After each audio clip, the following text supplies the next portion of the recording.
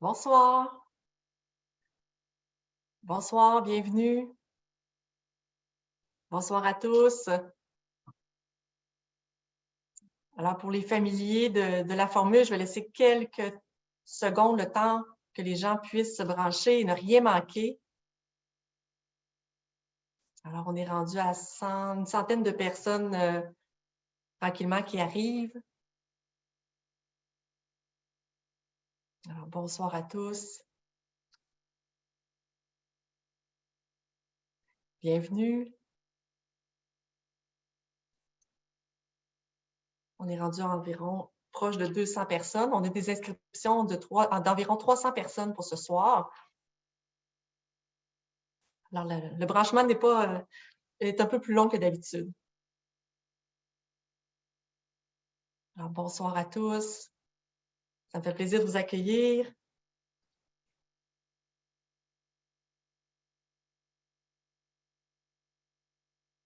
Alors, on est rendu presque à 200. À 200, je vais partir parce que...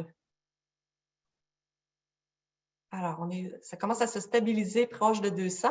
Alors, bonsoir et bienvenue à cette séance d'information sur les chantiers majeurs dans les quartiers du Vieux-Limoilou et de Mézeray. Alors, c'est mon nom est Anne Pelletier, je suis conseillère en consultation publique à la Ville de Québec et ça me fait plaisir d'animer cette soirée d'information. Alors, juste pour vous rappeler les objectifs de cette séance, alors on va informer sur la nature et l'échéancier des travaux qui sont à venir pour 2023 dans vos quartiers du Vieux-Limoilou et de Mézeray. Nous aurons aussi, nous pourrons entendre vos préoccupations et répondre aux questions. Je vous rappelle aussi que la séance est enregistrée. Alors, elle sera disponible dès demain sur le site web de la Ville.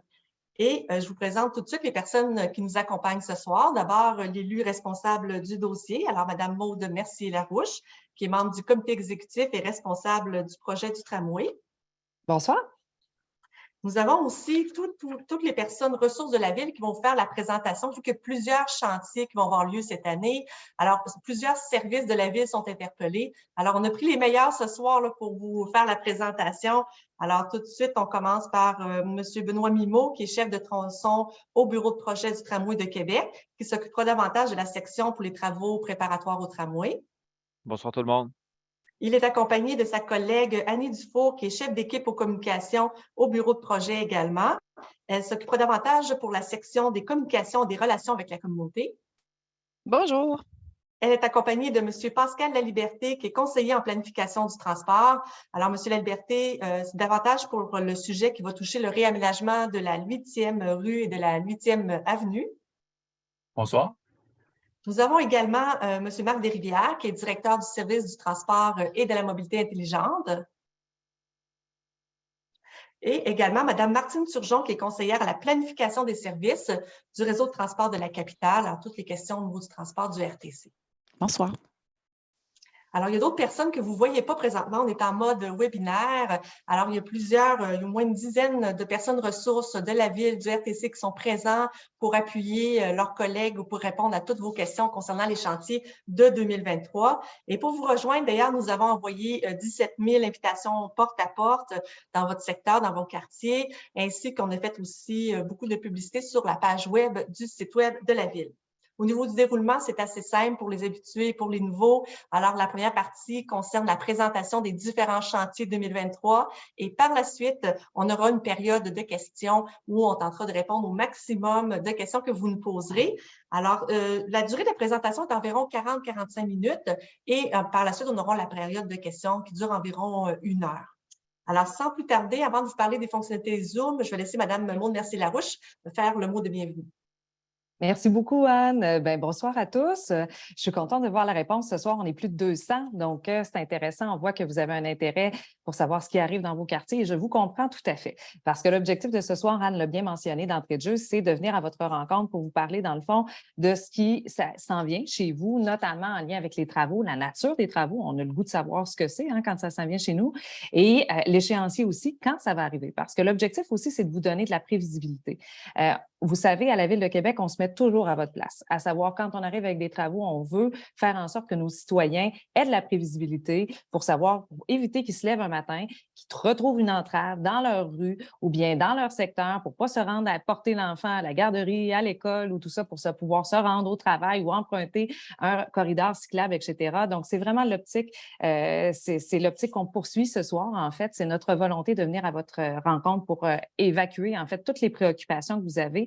Et c'est pour ça, d'ailleurs, qu'on vient en grand groupe. Vous l'avez vu, quand on se déploie de cette façon-là, ça fait quelques moments qu'on est rodé. Là, on en a fait quelques-unes, des consultations, des séances d'information similaires. Donc, on réussit à répondre à bon nombre de questions dans la soirée. On a une belle formule qui fonctionne bien. Maintenant, ça peut arriver des fois qu'on n'ait pas toutes les réponses à vos interrogations, que les équipes vous proposent de vous revenir par la suite, mais sachez qu'on s'efforce toujours, si on n'a pas une réponse, de revenir vers vous. On prend vos coordonnées. Ou si à la fin de la soirée, on n'arrive pas à répondre à toutes les questions, ça arrive. On a eu des consultations qu'on était plusieurs. On est quand même un bon groupe ce soir, 212 même. Là, je vois qu'il y en a d'autres qui s'est ajouté dans la dernière minute. Donc, on prend soin de revenir vers vous. L'objectif, c'est vraiment de s'engager devant vous ce soir à vous donner toutes les réponses à vos questions dans la plus grande transparence possible. Je vous rappelle, je le sais que des fois, il y a des sensibilités aussi à l'égard du projet du tramway. Ce soir, on est vraiment là pour parler des travaux qui s'en viennent chez vous et non pas du projet en soi ou de l'enveloppe du projet du tramway. Je sais que c'est sur certaines lèvres depuis quelques jours déjà. On a eu un plénier à la ville, mais ce soir, les équipes sont là et je veux qu'on les utilise à profit, en fait, pour répondre à vos questions sur les chantiers et non pas sur le projet en soi. Alors, je vous souhaite une bonne soirée. Vous l'avez entendu de la part d'Anne. On commence par une présentation et ensuite, c'est la table est pour vous. C'est l'occasion de poser toutes vos questions puis d'éliminer les zones grises. Donc, je vous souhaite une bonne soirée et j'en profite également pour souligner la présence de Jackie Smith, qui est votre élu du secteur de Limoilou, qui est avec nous ce soir. Donc, bonsoir, Jackie. Voilà. Alors, Anne, je vous recède la parole. Bonne soirée à tous. Merci, Mme Mercier-Larouche. Alors, concernant juste un peu le fonctionnement pour Zoom, alors si vous faites bouger votre curseur dans le bas de l'écran, vous devriez voir l'outil Q et R. Alors, c'est vraiment l'outil qui va nous permettre de communiquer avec vous là, principalement. Vous pouvez poser vos questions par cet outil. Peut-être attendre à la fin. Là, il y a beaucoup de questions, vous allez voir, sont répondues durant la présentation. Alors, je vous invite à le faire. Pour ceux et celles qui sont moins à l'aise avec l'outil QR, vous préférez aussi utiliser la main levée. Alors, toujours en déplaçant votre curseur dans le bas de l'écran, il y a l'outil « Lever la main » et à ce moment-là, on vous accordera le droit de parole là, en ouvrant votre micro pour que vous puissiez poser votre question oralement. Alors, mon collègue Daniel Leclerc, qui est aussi conseiller en consultation publique, va me soutenir pour l'animation, la gestion des questions. Mais avant, M. Mimo va commencer la partie de la présentation qui concerne les travaux préparatoires au tramway. Merci beaucoup, Anne. Bonsoir tout le monde. Merci d'être présent en si grand nombre. Il me fait plaisir de venir vous présenter l'ensemble des travaux qui vont se réaliser dans le quartier du Vieux-Limoilou et Mézeray en 2023. Pas uniquement les travaux qui seront faits dans le cadre des travaux préparatoires du tramway, mais des travaux qui seront faits aussi sur différents chantiers que la Ville de Québec a dans le quartier du Vieux-Limoilou et Mézeray. Donc, si on regarde le contenu de la présentation ce soir, on va faire une mise en contexte sur les travaux 2023. On va regarder les travaux préparatoires spécifiquement qui vont être réalisés pour le projet de tramway. On aura une partie de la présentation qui sera consacrée au réaménagement qui sera fait de la 8e rue, aussi du réaménagement de la 8e avenue au niveau des projets de pistes cyclables. On va parler des mesures d'atténuation pendant cette période de chantier. On aura un point sur les communications et les relations avec la communauté. Et à la fin, là, on aura une longue période de questions pour essayer de répondre à l'ensemble de vos questions. Donc, si on continue au niveau de la mise en contexte, donc dans les quartiers du Vieux-Limoilou et Mézeray en 2023, on a séparé les travaux en 2 blocs. Un des premiers blocs, c'est vraiment les travaux préparatoires pour le tramway. Majoritairement, les travaux qui seront faits, ce sont des travaux de réfection des réseaux techniques urbains. Donc, ce qu'on appelle les RTU, toutes les conduites souterraines pour Hydro-Québec, Bell, Vidéotron, toutes les entreprises qui donnent des services en télécommunication ou en énergie. Donc, ces travaux-là vont être faits pour la partie du tramway. Et il y aura aussi un chantier qui sera fait au niveau d'une conduite d'aqueduc qui est à déplacer sur la 4e avenue. C'est une conduite qui doit être déplacée sur le boulevard des Capucins. Donc, c'est toujours là, dans le but là, de préparer l'arrivée pour le partenaire privé qui sera responsable de construire les infrastructures du tramway. La deuxième section, c'est vraiment beaucoup plus des travaux qui sont faits dans le cadre de chantiers ville. On a notamment là, des chantiers pour bonifier le réseau cyclable. On a aussi des chantiers au niveau de la construction d'une conduite de vapeur qui va se faire là, dans le quartier Mézeray, là, près de Henri Bourassa. Et on a aussi la réfection de différentes infrastructures municipales qui sont faites à même le chantier. Donc, au niveau des travaux préparatoires du tramway, on fait un petit retour uniquement sur l'insertion du tramway sur son 19,3 km. Donc, c'est vraiment l'insertion du réseau qui est la colonne vertébrale du transport en commun, où on vient traverser pas plus, mais 13 quartiers. On vient traverser 13 quartiers au complet. Et on retrouve 29 stations, donc dont 5 pôles d'échange là, sur le tracé du 19,3 km. Il y a une moyenne là, d'environ 690 mètres entre chaque station. Donc, si on vient dans la partie S du tramway, donc l'insertion dans le Vieux-Limoilou et Mézeray, une insertion là, qui s'est faite avec différents objectifs. Il y avait vraiment la notion d'insérer le tramway de façon harmonieuse dans les quartiers traversés. Il y avait toujours d'assurer l'accessibilité de tous les usagers.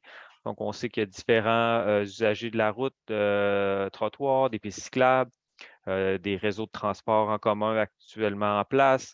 Donc, il y avait tous ces éléments-là regardés pour assurer l'accessibilité de tous les usagers pour accéder au quartier, assurer une bonne intermodalité, donc tout ce qui est la connexion avec les réseaux routiers, mais aussi la connexion avec le tramway, avec le réseau autobus existant et aussi par les réseaux cyclables qui sont existants et qui seront projetés là, dans les quartiers. On a toujours aussi la volonté là, de bonifier la canopée tout au long là, du chantier qui débute dans vos quartiers là, à partir de 2023. Donc, au niveau de l'insertion, on a vraiment 2 types d'insertion qui sont considérés dans le Vieux-Limoilou et Mézeray. On a une insertion qu'on considère dans un milieu urbain qui est plus dense et plus contraint, avec différents objectifs qui est d'assurer la qualité de vie du milieu, accompagner la hausse significative de la pratique et de la marche et du vélo et de respecter l'identité du quartier. Donc, c'était vraiment ce qui était regardé plus précisément dans les sections en jaune. Et les sections en bleu, on considère que c'est un milieu qui est plus urbain et en consolidation. Donc, il y a vraiment la notion de venir soutenir la planification urbaine et l'accessibilité des secteurs. Donc, on a participé dans les visions de toute l'élaboration de la vision des quartiers de la Canardière. Donc, c'est important pour nous de venir insérer le tramway à même ces visions, assurer la connectivité, la fonctionnalité du réseau routier, donc tous les axes, là, Henri Bourassa, 18e rue, très important d'assurer cette connectivité et que son bon fonctionnement et aussi là, de sécuriser les modes de transport actifs qu'on y retrouve. Donc, si on fait juste un petit survol de l'insertion avec quelques images, lorsqu'on part de la partie la plus à l'ouest de l'insertion dans le Vieux-Limoilou, on se retrouve là, ici, au niveau de la station de la 3e avenue qui va se retrouver à l'intersection de la 4e rue et de la 3e avenue. Donc, pour le secteur, il y a vraiment la notion là, de venir, qu'il y a un bon potentiel de requalification urbaine. Donc, l'insertion du tramway permet de revoir là, toute cette axe important là, qui est un peu la porte d'entrée là, du Vieux-Limoilou à partir du pont de Rouen. Donc, par l'insertion du tramway, on fait des acquisitions de terrain, puis ces acquisitions de terrain-là vont permettre là, de venir revoir puis de requalifier tout le secteur, là, entre la 3e avenue et la 1re avenue. Donc, toute la notion de nouvel espace public, comme on peut le voir sur l'image, bonification d'unification des 2 points de convergence, le 4e rue, 3e avenue, et aussi d'avoir un lien important entre le parc linéaire de la rivière Saint-Charles et le Vieux-Limoilou. Donc, si on se déplace un peu plus vers l'est, donc on se retrouve ici à la station du Cégep de Limoilou. Donc, à la station du Cégep de Limoilou, sur cette image-là, on se retrouve à vol d'oiseau au-dessus du viaduc de la Canardière. Donc, on peut voir à gauche de l'image la voie de circulation auto de Capucin. Et on voit au centre de la chaussée de Canardière l'insertion du tramway avec les 2 stations qui vont venir desservir le quartier et les institutions, dont le Cégep, qu'on y retrouve là, avec une station de part et d'autre. Donc, c'est vraiment un endroit important de lieu de correspondance pour le transport en commun. Il y aura des connexions possibles entre le service d'autobus du RTC et la ligne tramway. Donc, c'est un espace public en lien avec le cégep et la station et aussi les aires de restauration qui sont à proximité. Il y a une identité et un rythme en lien avec les places. Donc, on retrouve là, au niveau de la 3e avenue, la place Limouloise, sur la 4e avenue, la place Sylvain-Lelièvre. Et là, maintenant, on va retrouver, là, par l'insertion du tramway dans le secteur à l'intersection de Capucin et Canardière, une autre place publique là, en lien là, avec l'axe du tramway. Donc, on parle de l'implantation d'une zone de connexion intermodale vélo, tramway, bus, qui est vraiment la zone où on retrouve les parcours Métrobus actuels, un abri d'autobus, mais qui servira aussi d'abri à vélo, où les gens pourront déposer leur vélo pour utiliser le transport en commun. Si on se dirige encore un peu plus vers l'est, donc on retrouve le viaduc de Canardière qui va devoir être fait pour l'insertion du tramway. Donc, on le voit ici, donc sur l'image, on ne voit pas le tramway. Ce n'est pas une image qui est encore disponible, mais il faut s'imaginer que le tramway se retrouverait à gauche là, dans les voies de circulation de gauche. Donc, en refaisant le viaduc, on en profite pour venir bonifier tous les espaces pour les piétons et les cyclistes de part et d'autre. On vient élargir les trottoirs. On vient aussi insérer un aspect architectural sur le viaduc, donc pour améliorer là, la qualité visuelle du paysage et l'expérience des usagers là, sous le viaduc. Et il y a une insertion là, dans le tissu urbain, l'ouvrage d'art, pour assurer une meilleure liaison entre les quartiers du Vieux-Limoilou et Mézeray. Donc, c'est vraiment la limite entre les 2 quartiers. On se déplace encore un peu plus vers l'est. On se retrouve à la station Bardy. Il y a une bonification des espaces publics et de l'attractivité du cœur du quartier. Donc, on se retrouve vraiment devant l'église Saint-Pascal où la station Bardy sera localisée avec la place publique qu'on retrouvera autour. On vient quand même respecter tout le cadre Bardy et il y a une interface faible entre le transit routier principal et le tramway. Il y a une interaction qui se fait à cet endroit-là au niveau de boulevard La Canardière, la 18e rue. Et là, maintenant, l'insertion du tramway. Donc, ça a été présenté dans nos rencontres qu'on a tenues en juin dernier dans l'insertion plus précise, mais comment la circulation va se redistribuer à cette intersection. On arrive ensuite à la fin du tracé du tramway dans Mézeray. Donc, on a traversé le Vieux-Limoilou, on est dans Mézeray, on arrive au pôle d'échange d'Estimauville où on retrouve là, vraiment la station du tramway, la station de fin du tramway ou de début. Et on retrouve aussi 15 quais d'autobus. Donc, c'est là le lieu de correspondance entre le transport en commun d'autobus et la ligne tramway. On retrouve aussi un stationnement pour le système de transport adapté de la capitale. Donc, les gens qui voudraient venir faire une correspondance avec le tramway. On va retrouver aussi des vélostations. Donc, il y aura au moins 45 places qui seront sécurisées pour les vélos. On retrouvera aussi d'autres supports à vélo, environ 75 places. Il y a une place publique qui est intégrée au pôle d'échange et aussi on retrouve là, un potentiel de développement immobilier à la fin du projet là, quand le terrain sera entièrement complété par l'insertion du pôle d'échange. Il restera quand même un potentiel de terrain pour un futur développement immobilier.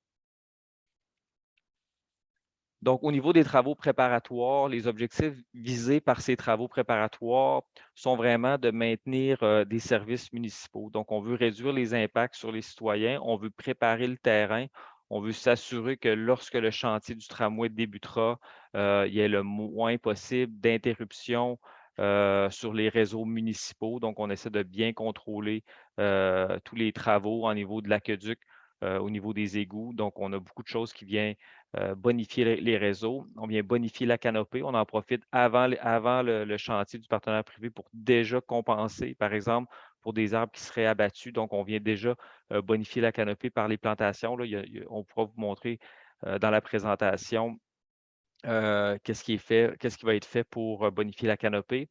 On vient faciliter les déplacements. Donc, on vient prévoir déjà les voies de détour en chantier pour s'assurer que lorsque la construction débutera, les voies de détour, eux, ne soient pas en travaux pour permettre d'avoir service automobile, les autobus, les piétons et les vélos puissent continuer à circuler.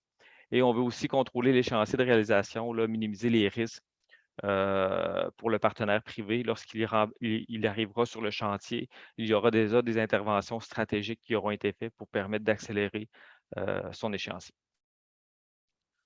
Au niveau des types d'interventions qu'on peut faire, on peut en faire sur les réseaux souterrains, les réseaux techniques urbains, comme j'ai parlé, réseaux d'aqueduc, mesures d'atténuation pour la circulation, réaménagement de certaines rues, installer le gestionnaire artériel sur différents feux de circulation peuvent être des mesures d'atténuation, pavage de voies de contournement. On peut réaliser aussi des ouvrages d'art, par exemple, comme on va le faire, le pont d'étagement du CN au niveau de la Canardière. On peut faire aussi, par exemple, des inventaires archéologiques, des fouilles archéologiques là, qui permettent de venir sécuriser des endroits sur le terrain. Donc, on vient déjà voir s'il y aurait des potentiels archéologiques pour éviter, par exemple, que le chantier soit arrêté plus tard par une découverte. On peut faire des forages géotechniques, de la décontamination, on peut déplacer les œuvres d'art ou même les protéger. Au niveau de la foresterie urbaine, on peut faire déjà des transplantations, faire des nouvelles plantations ou protéger des arbres qui sont existants lors du chantier. Si on regarde la carte qui est ici, la carte vient vous montrer ici de 1 jusqu'à 8 l'ensemble des travaux préparatoires qu'on aura à faire en 2023 dans le quartier du Vieux-Limoilou et dans Mézeray. Le point 1 est vraiment le chantier de Capucin et 4e avenue qui va se faire au sud de Limoilou, donc du Vieux-Limoilou, donc qui va vraiment débuter là, au mois de juillet pour venir se continuer tout au long de l'année jusqu'à la fin de l'année, jusqu'en décembre. On a les points 2 à 5, ce sont des travaux de réseau technique urbain. Le premier chantier débutera dans le secteur de l'intersection Capucin et Canardière, dans le secteur du cégep de Limoilou, donc débuterait en juin. Et d'autres travaux qu'on a, travaux RTU au niveau de la 3e, 5e rue, d'autres au niveau de la 18e rue et Henri Bourassa, et d'autres travaux plus dans la partie Est au niveau de Bruno et Niverville, donc qui vont s'échelonner dans le temps là, à partir là, mois d'août, septembre, et qui vont continuer là, jusqu'à la fin de l'année 2023. On a aussi un inventaire archéologique à réaliser qui sera fait au mois de juin. C'est un inventaire archéologique qui ne sera pas fait. Je sais que vous en avez eu des inventaires archéologiques qui ont été faits dans le Vieux-Limoilou au niveau de la 4e rue. L'inventaire qui reste à faire est sur un terrain privé, donc n'aura pas d'impact direct sur la circulation. On a aussi une relocalisation d'un bâtiment du CN. Donc, c'est un bâtiment du Canadien national qui est situé à proximité du viaduc, qui doit être relocalisé à proximité du parc Conway, étant donné que ce bâtiment-là doit être replacé avant le début des travaux de reconstruction du viaduc. Et on aura aussi le réaménagement du Jardin des Sables, qui est un jardin communautaire qui est affecté par les travaux du chantier de Capucin et de 4e avenue. Et étant donné qu'on vient jouer sur la fonctionnalité du jardin et comment il y avait été construit à l'époque avec une membrane pour protéger des sols qui étaient contaminés. Donc, il y a une réhabilitation qui doit être faite du jardin et il y aura un réaménagement qui sera fait à la fin du chantier. Au niveau des autres chantiers, donc on le retrouve de la lettre A jusqu'à E. Il y a vraiment toute la réflexion de la 8e rue pour le passage Anderson qui va commencer en juin. On a une piste cyclable sur la 8e avenue.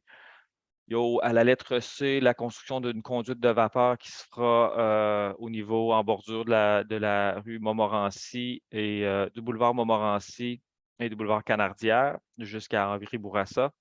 On a le viaduc de la 18e rue qui débutera en chantier à partir de l'été.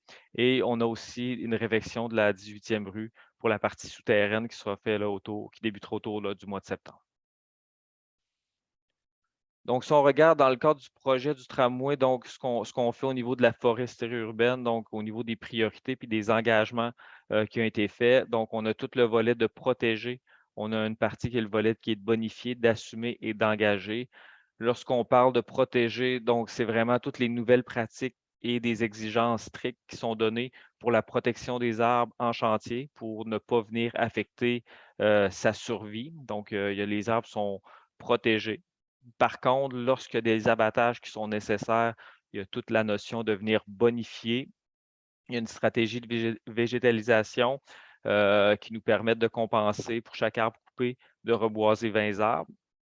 Assumer, donc, il y a une prise en charge qui est rigoureuse au niveau des experts de la ville pour s'assurer des arbres qui ont été, par exemple, protégés, qui survivent ou des nouveaux arbres, s'assurer leur survie dans le temps pour pas venir affecter leur croissance. Donc, il y a vraiment une prise en charge rigoureuse de chaque arbre.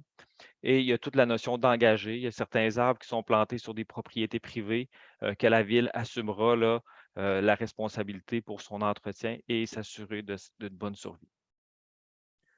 Lorsqu'on regarde dans le vieux Limoilou, dans la zone d'influence des travaux qui seront faits en travaux préparatoires par le tramway, il y a 185 arbres qui ont été inventoriés. Sur les 185 arbres, on est en mesure d'en protéger 159.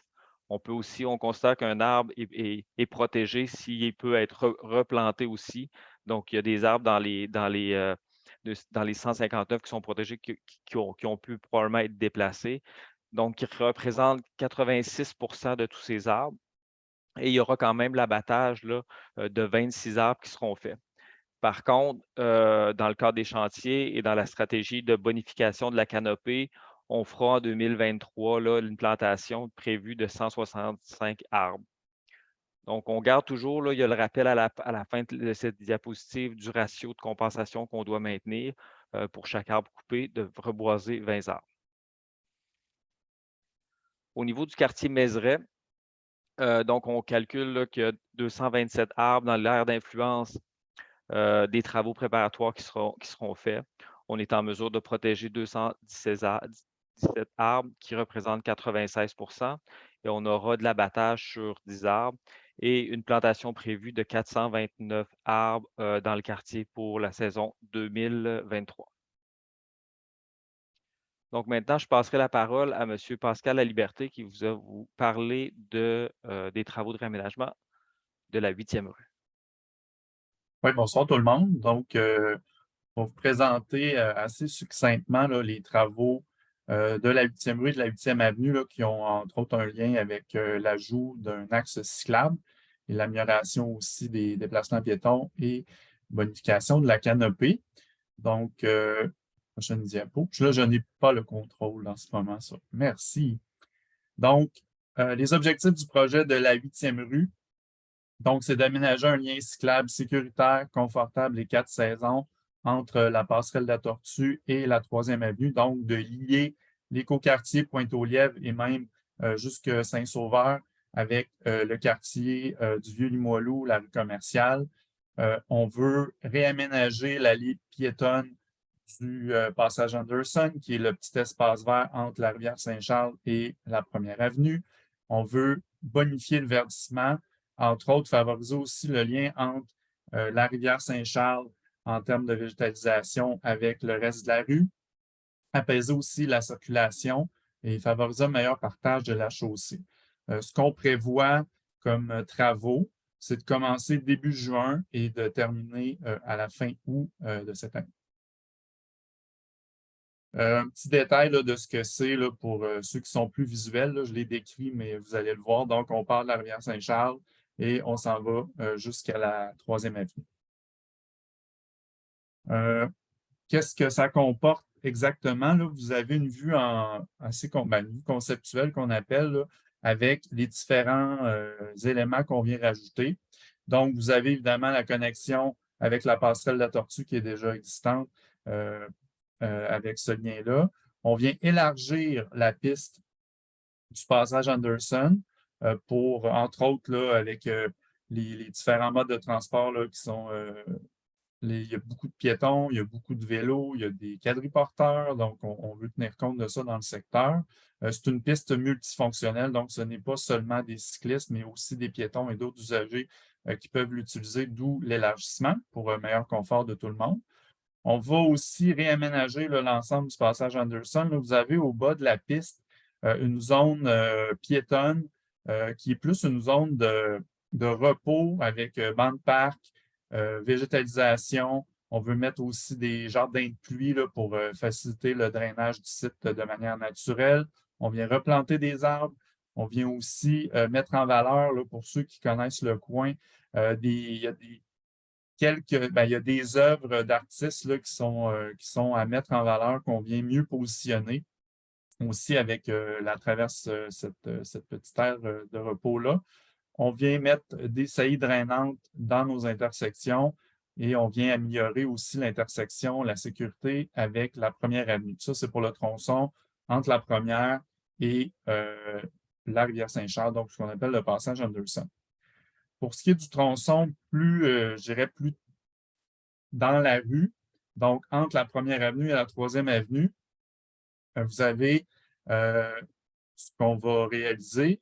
Donc, en termes d'aménagement cyclable, vous avez une chaussée désignée du côté nord. On vient retirer le stationnement pour améliorer le niveau de sécurité, éviter les risques d'emportiérage aussi, et pour vraiment donner l'espace pour que les cyclistes puissent circuler aisément en même temps que les automobilistes sur ce secteur-là. De l'autre côté, vous avez une bande à contresens qui va être au même niveau que que le trottoir, pardon, et qui va permettre aussi un déneigement plus facile. Et pour éviter l'emportiérage de ce côté-là, on a une zone tampon là, que vous voyez qui est identifiée en bas, ainsi qu'une bande de guidage, entre autres pour les personnes avec des limitations visuelles, et aussi pour bien délimiter l'espace entre le trottoir et la piste cyclable à contresens. De ce côté-là aussi, on conserve du stationnement, donc ça permet aussi aux résidents de conserver des places. On vient bonifier l'intersection, on vient faire une intersection surélevée en lien, entre autres, avec le corridor scolaire vers l'école de la Grande Hermine. On vient mettre des saillies de trottoir, on vient planter des arbres. En fait, pour le passage Anderson, on vient planter environ une vingtaine d'arbres et pour l'espace sur la rue, à peu près une vingtaine également.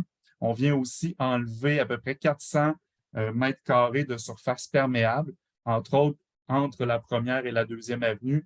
On vient rétrécir la largeur de la rue qui est très large pour permettre d'avoir une rue qui est plus verte et qui est avec une surface perméable moindre.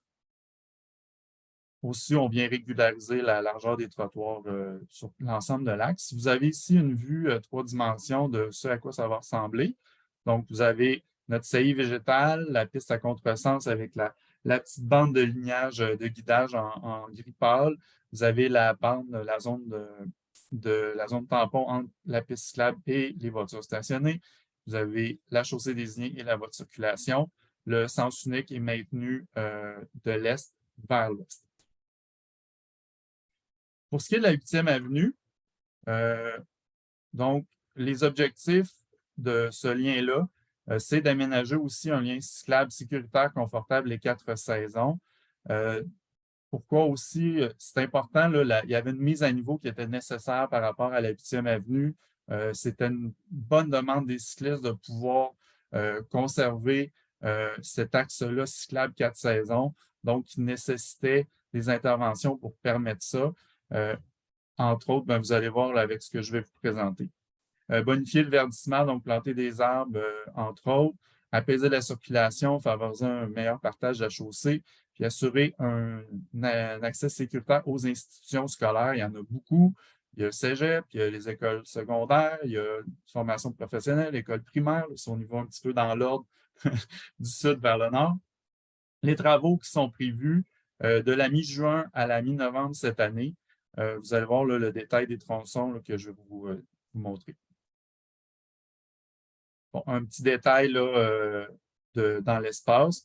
Donc, pour 2023, les travaux vont s'étendre de la 24e rue jusqu'au chemin de la Canardière. Donc, ce qu'on vient faire, on vient terminer les travaux entre la 24 et la 18 qu'on a débuté l'année dernière et on vient faire les travaux entre la 18 et entre la Canardière et la 24e rue et finir le reste des travaux.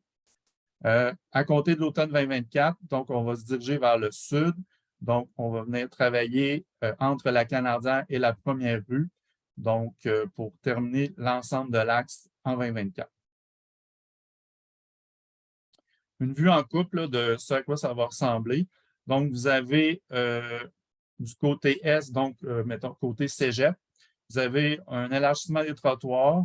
On vient mettre la piste cyclable aussi avec double sens, une bidirectionnelle, comme on appelle.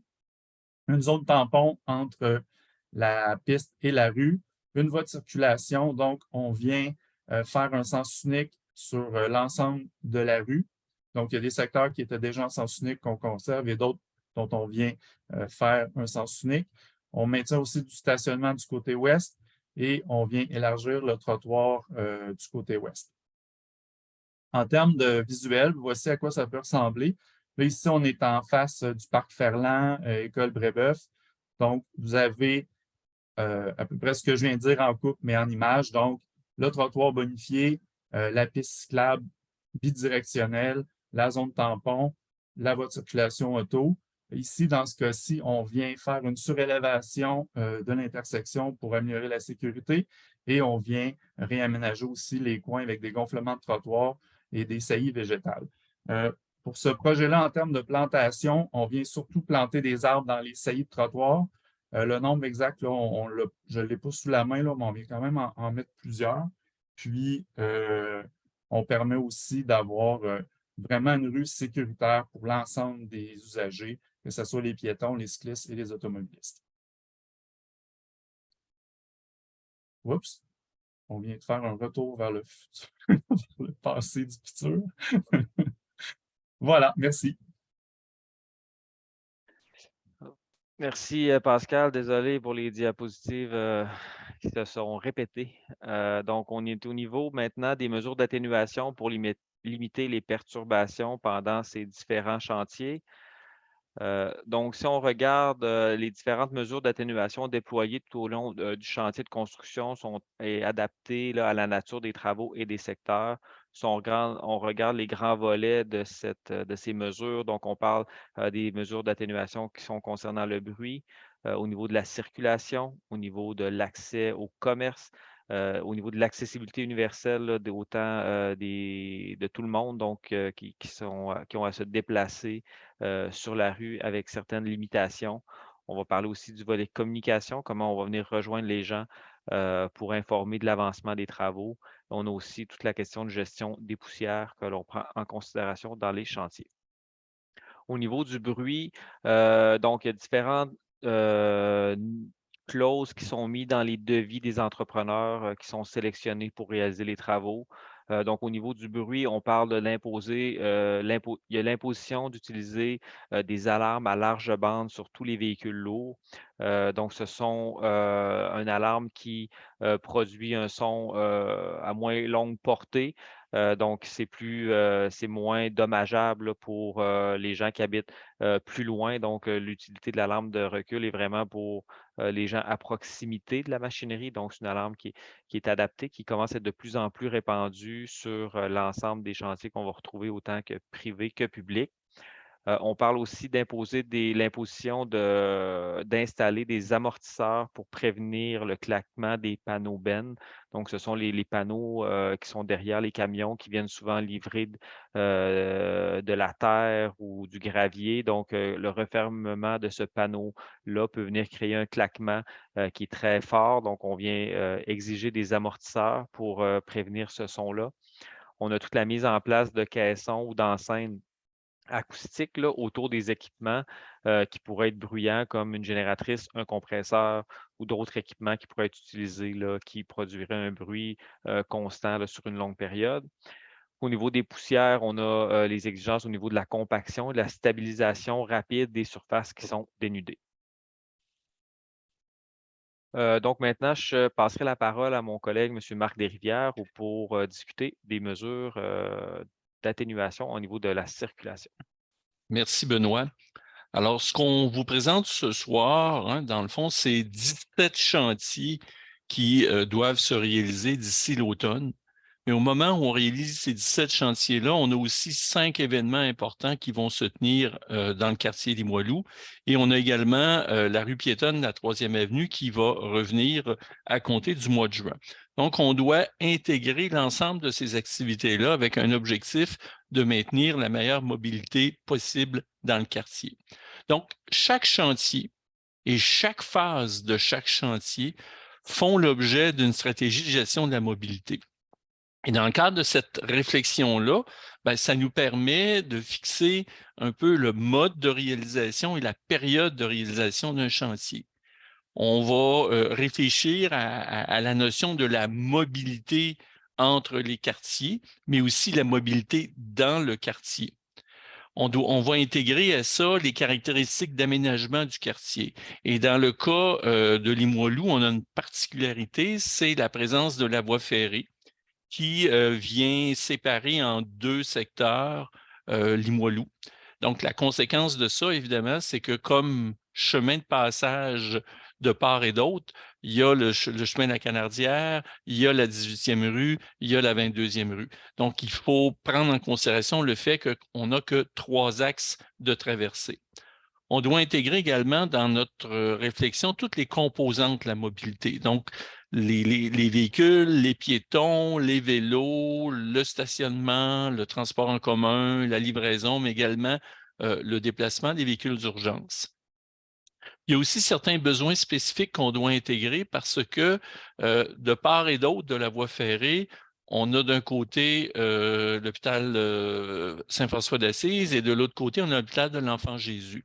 Or, il y a une certaine interdépendance qui existe entre les 2 établissements hospitaliers, et on a toute la dynamique également là, du déplacement des ambulances.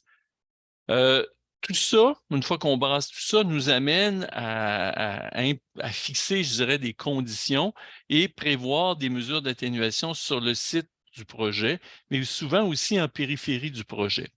Ça nous amène à mettre en place une structure de coordination avec l'ensemble des partenaires et des donneurs d'ouvrages et de mettre en place une communication, je dirais, en continu à l'intention des résidents, des commerçants, mais également des visiteurs. Page suivante. On a 2 outils particuliers qu'on utilise quand on fait cet exercice-là. D'abord, la Ville a acquis une application informatique qui nous permet d'avoir une vision spatio-temporelle, donc une vision qui est sur le lieu des entraves, mais également dans le temps au cours de l'été. Et ça, c'est très intéressant parce que ça nous permet de faire une meilleure coordination entre les entraves et les partenaires. Ça nous permet aussi de faire un suivi des conditions qui sont imposées aux entrepreneurs et ça facilite le partage de l'information avec les policiers et les agents de stationnement. L'autre élément qui est important, c'est que la Ville s'est dotée d'un cadre réglementaire qui oblige tous les personnes et les entreprises qui veulent occuper la chaussée à se procurer un permis d'occupation de la chaussée. Et par le biais de ce permis-là, la Ville vient définir les conditions d'occupation de la chaussée. Donc, Limoilou ne faisait pas partie du territoire visé par le règlement. Il le fera cette année. Page suivante.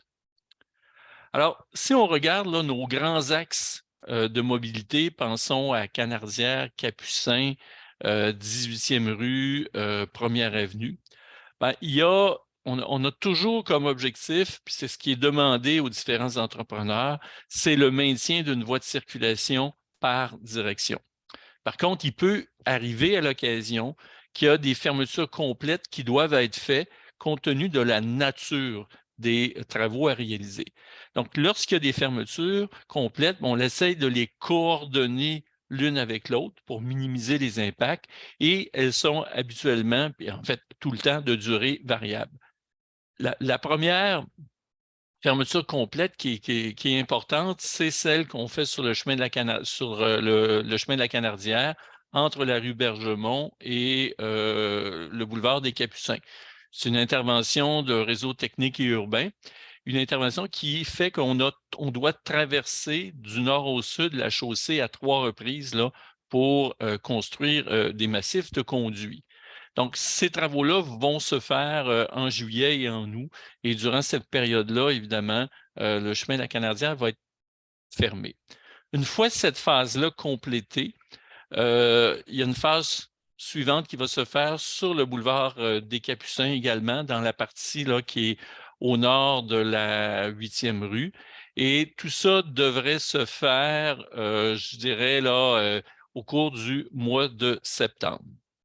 Sur le boulevard des Capucins aussi, plus tard, peut-être à partir du mois de septembre, mais aller peut-être jusqu'à la fin de l'automne, il y a une intervention en matière d'égout qui doit se faire sur, encore une fois, sur le boulevard des Capucins, dans le secteur de la caserne de pompiers. Et cette intervention-là, dans le fond, il y a un lien avec un projet d'égout qui se fait également sur la 4e rue et la 4e avenue. Le projet Capucin se prolongera l'an prochain. On aura l'occasion d'en discuter en temps opportun. 4e intervention importante, on a la première phase du projet d'intervention sur la 18e rue, donc où on va reconstruire les infrastructures souterraines entre Cardinal Villeneuve et la 3e avenue. Et il y a également le Canadien national qui va entreprendre des travaux de démolition et de reconstruction du pont ferroviaire de la 18e rue. Projet qui devrait débuter au cours de l'été et qui va se poursuivre jusqu'en 2025 et qui vont se traduire au cours de l'été par 2 fermetures de 4 jours pour permettre la démolition du pont existant.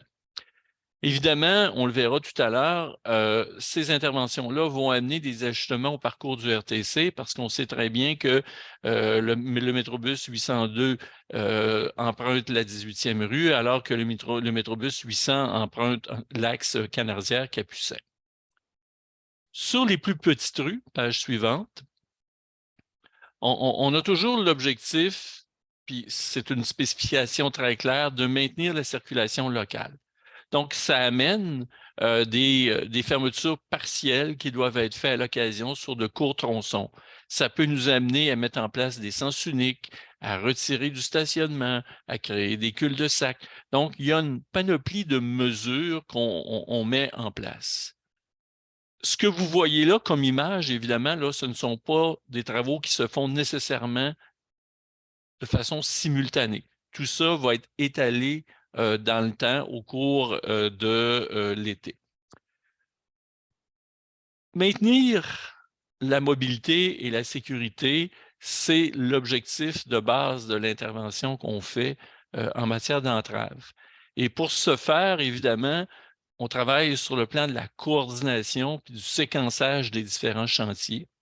Mais on a aussi une série de mesures, une série d'outils, si on veut, dans notre coffre, que ce soit la présence des signaleurs, la présence des policiers pour des zones problématiques, mais également, il y a un suivi en temps réel qui se fait par le Centre de gestion de la mobilité intelligente ou à l'aide des caméras, du gestionnaire artériel, des panneaux messages variables, tout l'exercice de coordination qui se fait avec les partenaires, on est en mesure de suivre les chantiers et de procéder aux ajustements nécessaires.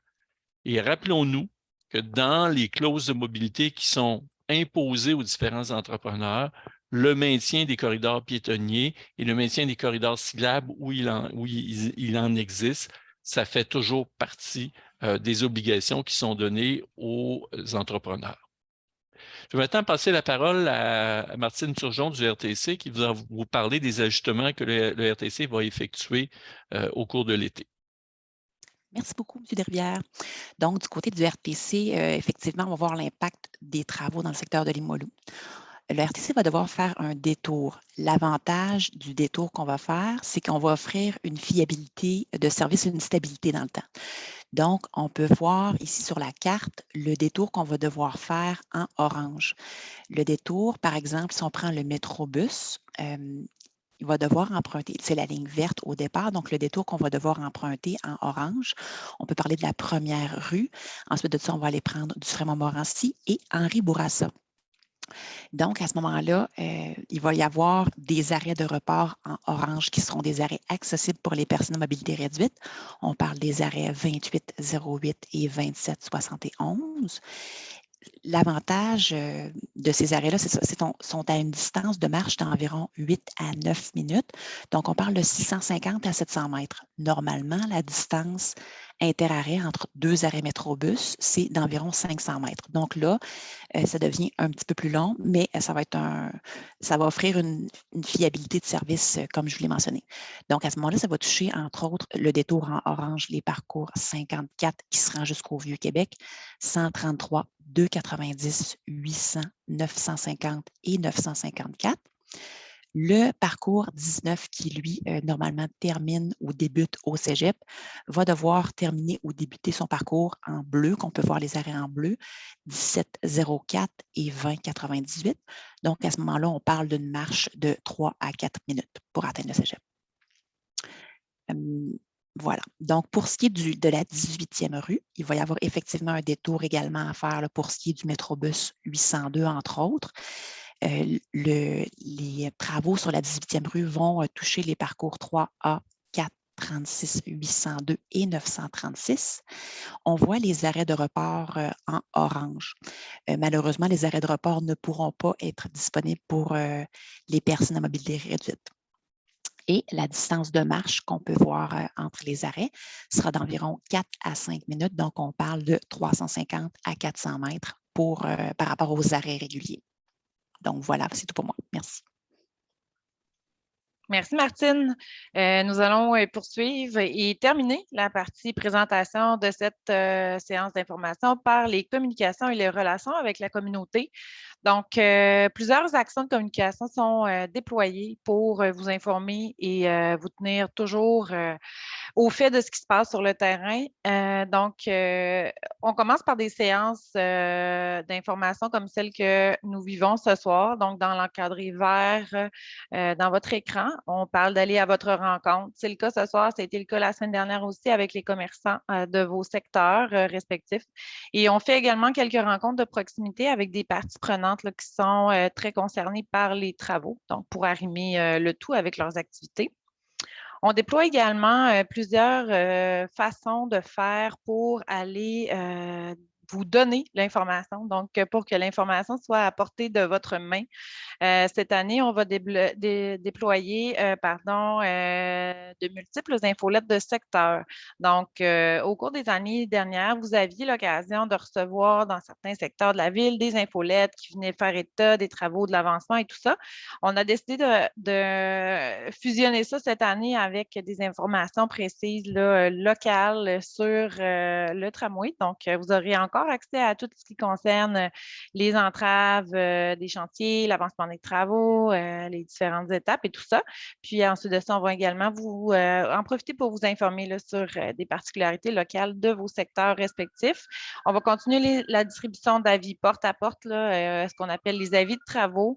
Quand on arrive plus près du déploiement d'un chantier, là, on distribue des avis de travaux là, en version papier pour vous informer du phasage, des entraves, etc. On va nourrir également de plus en plus le web et les réseaux sociaux pour être en mesure de vous informer en temps réel de ce qui se passe pratiquement. Et bien entendu, il y a toujours la ligne 3.1 qui est disponible lorsque vous avez des questions. Sur le terrain, on garde le lien. Oui, donc avec des agents sur le terrain qui sont liés à des bureaux infochantier ou une brigade mobile infochantier. Donc, on va en parler un petit peu plus loin par la suite, là, mais ces gens-là sont joignables par l'entremise de la ligne 3.1, mais de façon spécifique, on peut les voir se déployer un peu partout sur le terrain quand il y a des chantiers majeurs. Sur le site des chantiers, on en profite pour faire de l'affichage, donc indiquer que certains commerces sont ouverts, par exemple, ou vous montrer de quoi ça va avoir l'air une fois que les travaux vont être terminés. On va poursuivre le tout également cette année. Sur la page des grands chantiers de la ville cette année, on a vraiment rassemblé toutes les informations nécessaires, essentielles pour vous tenir informés, pour vous maintenir dans la boucle, pour être le plus proche possible de vous. Donc, ça vous permet de rester ainsi à l'affût des travaux. Les détails, bien entendu, sont disponibles sur cette page. Les divers abonnements aux infolettes et communiqués sont accessibles aussi dans cette page, les entraves à la circulation, etc. Donc, on a voulu vous faciliter la vie en rassemblant l'information sur une même page. On vient maintenant au service à la clientèle, donc au quotidien sur un chantier, ce dont je vous parlais un petit peu plus tôt, les agents info-chantier prennent rapidement en charge les demandes et les requêtes des citoyens qui déposent des appels ou des courriels au service 311. Donc, on effectue des suivis personnalisés avec les commerçants, les institutions, notamment en ce qui concerne la livraison, l'accès au débarcadère, la signalisation, etc. On assure également les accès au déménagement. On le sait, hein, l'été, c'est la période des travaux, mais c'est aussi la période des déménagements au Québec. Donc, on essaie de s'assurer que ça se passe le mieux possible. On assure également l'accessibilité, la sécurisation des passages piétonniers. On gère les stationnements dans la rue et hors rue lorsque ceux-ci sont touchés. La collecte des matières résiduelles aussi, on s'assure que ça se passe bien. Puis, on distribue divers avis pour vous informer des travaux en tant que tels, des coupures d'eau lorsque ça arrive, malheureusement, des modifications à la circulation, etc. Et bien sûr, on prend en charge les plaintes et les signalements. Ce sera tout pour moi. On est maintenant rendu à la période de questions. Donc, Anne, je te recède la parole. Merci. Alors, merci au présentateur pour tous ces sujets. Alors, on est rendu à la période de questions sur les multiples travaux qui vont avoir lieu cette année. Alors, je vous rappelle un peu là, pour ceux qui se sont joints à nous, si vous souhaitez poser une question, là, on est en mode webinaire. Il y a deux façons de le faire. Si vous déplacez votre curseur en bas de votre écran, vous devriez voir l'outil Q&R. Alors, vous pouvez écrire votre question et je pourrai les lire, moi ou Daniel, on pourra les lire en direct. À partir du moment où on coche votre question, alors elle devient publique. Alors, les autres personnes peuvent la voir. Si ce n'est pas possible pour vous, alors vous pouvez aussi lever la main. Alors, une autre option là, qui se propose à vous. Alors, c'est sûr qu'on a plusieurs questions écrites avant de passer aux mains parce que les gens ont commencé déjà à écrire leurs questions, mais j'ai quand même pris en note là, les 3 personnes qui ont levé la main. Nous avons aussi une personne par téléphone ce soir. Alors, pas de souci, si vous voulez vous aussi participer et poser une question, alors on vous invite à faire l'étoile 6 pour rétablir votre son ou couper votre son. Et si vous voulez nous faire signe que vous voulez poser une question, alors faites l'étoile 9. Alors, pour lever la main, l'étoile 9 et pour activer votre son, ça sera étoile 6. Sinon, alors, nous avons, si on a le temps, nous serons en mesure de répondre aux questions qui touchent davantage le lien avec l'insertion du tramway. Mais on va peut-être prioriser un peu plus les chantiers, là, vélo et tout ça. Là, on a plusieurs questions qu'on aimerait passer avant. Pour les questions particulières qui concernent votre propriété ou votre devant de chez vous, on va peut-être plus communiquer avec vous en privé pour voir quelle est votre problématique. Alors, sinon, vous pouvez faire le 311 si au cours après la séance, vous avez d'autres questions. Et je vous annonce qu'au mois de juin, il y aura une séance qui s'intitule « Le tramway près de chez vous ». Alors, une formule très gagnante où on vous donne beaucoup d'informations pour comprendre l'insertion du tramway dans les quartiers. Alors, ce sera l'occasion aussi là, de vous informer de l'impact de l'insertion du tramway dans le quartier du Vieux-Limoilou et de Mézeray. Alors, j'arrêterai peut-être le partage de M. Mimo. Voilà, alors on peut voir tous les visages. Alors, je vais commencer tout de suite par quelques questions et ensuite, je passerai la parole à mon collègue. Alors, concernant vélo et mobilité active, dans cette thématique-là, on a M. Préfontaine qui demande en quoi consiste une intersection surélevée comme celle de la 8e avenue. Est-ce un léger dénivelé dans l'asphalte afin de stimuler la vigilance des automobilistes? C'est en plein ça. En fait, c'est qu'on vient remonter la rue au même niveau que les trottoirs. Un bon exemple à Québec, c'est l'intersection Raoul-Jobin près de la fabrique du Smoke Meat, là, pour ceux qui connaissent Saint-Sauveur. c'est un des bons exemples. Fait, il y a une autre question aussi en lien avec ça plus loin, les fameux triangles. C'est de la signalisation qui vient avec ce type d'intervention-là. On met des espèces de ce qu'on appelle, nous autres, des dents de requin, là, ou l'animal avec des dents un peu pointues que vous préférez, pour vraiment montrer que l'intersection, il y a une surélévation, ça réduit la vitesse des véhicules et en même temps, ça permet aux piétons d'être au même niveau que le trottoir, donc de ne pas avoir à descendre et à remonter l'intersection. Merci Pascal. Restez en ligne car on a une autre question de Mme Céline qui demande pourquoi une question sur la 8e rue, alors pour la piste cyclable. Alors, pourquoi sur la 8e rue pour la piste cyclable, dans un sens, les cyclistes seront dans la rue?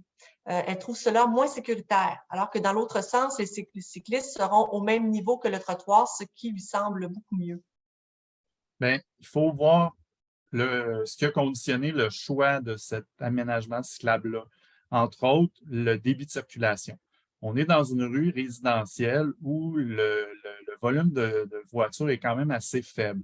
Donc, avec l'espace qu'on avait et les enjeux, entre autres, de déneigement, on devait faire ce qu'on appelle une chaussée désignée, donc avec des mesures qui vont diminuer la vitesse des voitures et le nombre de voitures sur la 8e rue, en plus de ce qu'on fait comme rétrécissement de la largeur de la rue, ça va permettre de ralentir davantage les véhicules.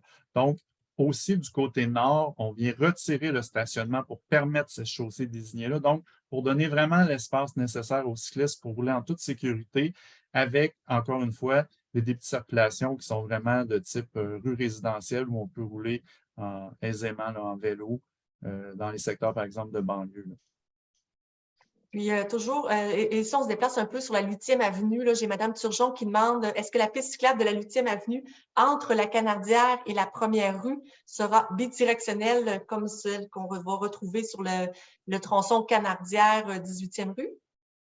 Bien, sur ce tronçon-là, on va être un peu comme ce que je viens d'expliquer pour la 8e rue. C'est-à-dire que du côté en direction sud, on va être en chaussée désignée et en direction nord, on va être en piste cyclable au même niveau que le trottoir avec évidemment un marquage pour bien délimiter la piste et le trottoir. C'est la même chose avec des mesures d'atténuation de la circulation, des gonflements de trottoirs, etc. Ça va permettre de diminuer la vitesse et le nombre de véhicules qui vont circuler sur la 8e avenue, donc de permettre une circulation des cyclistes en direction sud, dans la rue, mais avec évidemment une signalisation puis un marquage là, approprié aussi. Là. Donc, et Mme Turgeon va communiquer avec vous là, concernant votre question là, pour vous envoyer les informations nécessaires de ce qui a été présenté à la soirée d'information sur ce tronçon-là du projet. Là. On a vos coordonnées. Merci. Encore 2 questions sur la mobilité avant de passer à une autre thématique. Alors, j'ai Mme Marie-Ève Gagnon-Paré qui demande où débute la voie cyclable sécurisée sur la 8e rue à l'est, vers le passage à l'est. Oups, ça a bougé. Où débute la voie cyclable sécurisée pour la 8e rue à l'est? À l'est, à la hauteur de la 3e avenue. Donc, on vient connecter les bandes, les bandes unidirectionnelles de chaque côté avec la piste de la 8e rue. On va rajouter un feu de circulation. On travaille aussi pour favoriser là, une meilleure sécurité de tout le monde. Puis avec l'ajout des gonflements de trottoirs, là, tout le monde devrait être en sécurité aussi pour traverser l'intersection. Alors, une dernière question pour vous, Pascal, et ensuite, je vous laisse prendre une gorgée d'eau. Alors, une question de M. Bissonnette.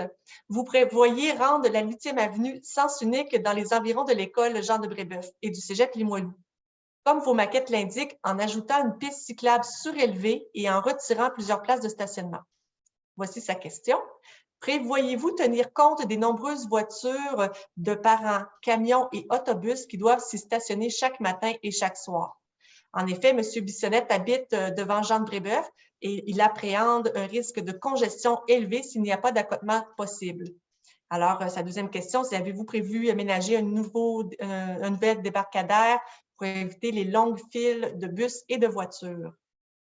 Bien, actuellement, je pense qu'il faut se mettre en situation estivale, c'est-à-dire quand les bandes bidirectionnelles sont ouvertes actuellement du 1er mai au 31 octobre. Donc, on maintient du stationnement du côté ouest, comme c'est la situation actuelle, et les bandes bidirectionnelles qui sont là deviennent des bandes à même hauteur que le trottoir. Donc, normalement, la situation actuelle va être la même que 8 mois par année, c'est-à-dire que la zone de stationnement va servir de débarcadère, mais on est en lien avec les écoles secondaires pour s'assurer que le trafic des étudiants et des autobus va se faire de manière aisée là, par rapport aux changements qu'on va faire dans le secteur. Là, mais on est en lien avec les institutions depuis le début du projet. On a fait beaucoup de consultations publiques aussi, soirées d'information. Donc, les gens sont avisés de ce qui s'en vient, puis on collabore avec eux pour s'assurer qu'on va avoir la meilleure façon de fonctionner possible. Merci beaucoup, Monsieur Laliberté. Alors, on va poursuivre avec 3 questions pour le RTC et ensuite, je céderai la parole à mon collègue. Alors, les 3 questions RTC. D'abord, on a la question de Madame Maude Laflamme-Lessard. Alors, je ne sais pas si j'ai loupé l'information, mais durant quelle période, donc de quand à quand, le Métrobus 800 sera-t-il dévié vers Henri Bourassa à cause des travaux sur Canardière près du cégep Limoilou? Alors, si on pouvait répéter la période, ce serait parfait. Donc, à ce moment-là, nous, on va y aller avec la période des travaux. Donc, on va suivre les travaux, tout dépendant à quel moment les travaux débutent. C'est à ce moment-là qu'on va devoir donner les dates de déplacement. Mais sinon, sur nos outils numériques, on va avoir l'information disponible également. Parfait, merci. Madame Turgeon, on poursuit avec 2 autres questions. D'abord, celle de Monsieur Tremblay qui demande comment le RTC va compenser le fait qu'il n'y aura plus d'arrêt accessible aux personnes à mobilité réduite dans le tracé temporaire de la 18e rue, sachant que le STAC n'arrive déjà pas à répondre à tous les besoins existants. Donc, en fait, on a regardé là, pour le détour de la 18e rue sur la 22e rue. Malheureusement, il n'y a pas de trottoir qui est disponible là, pour déployer la rampe d'accès.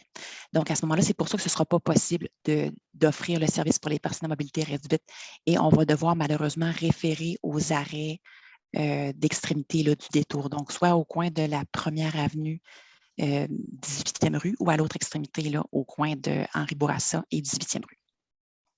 Parfait. Une dernière question, on va passer la réponse à mon collègue et parler justement des arbres. Alors, une question qui nous provient de Madame Laliberté. Elle voudrait savoir, les parcours 800 et 54 semblent bien loin des gens qui demeurent dans la partie au sud de Canardière. Devoir marcher jusqu'à presque la 24e rue est vraiment loin pour les personnes à mobilité réduite. Que prévoyez-vous pour tous les gens à mobilité réduite qui ne seront pas desservis par les déplacements du tracé 800? Les laissez-vous à eux-mêmes ou vous défrayez les frais de taxi?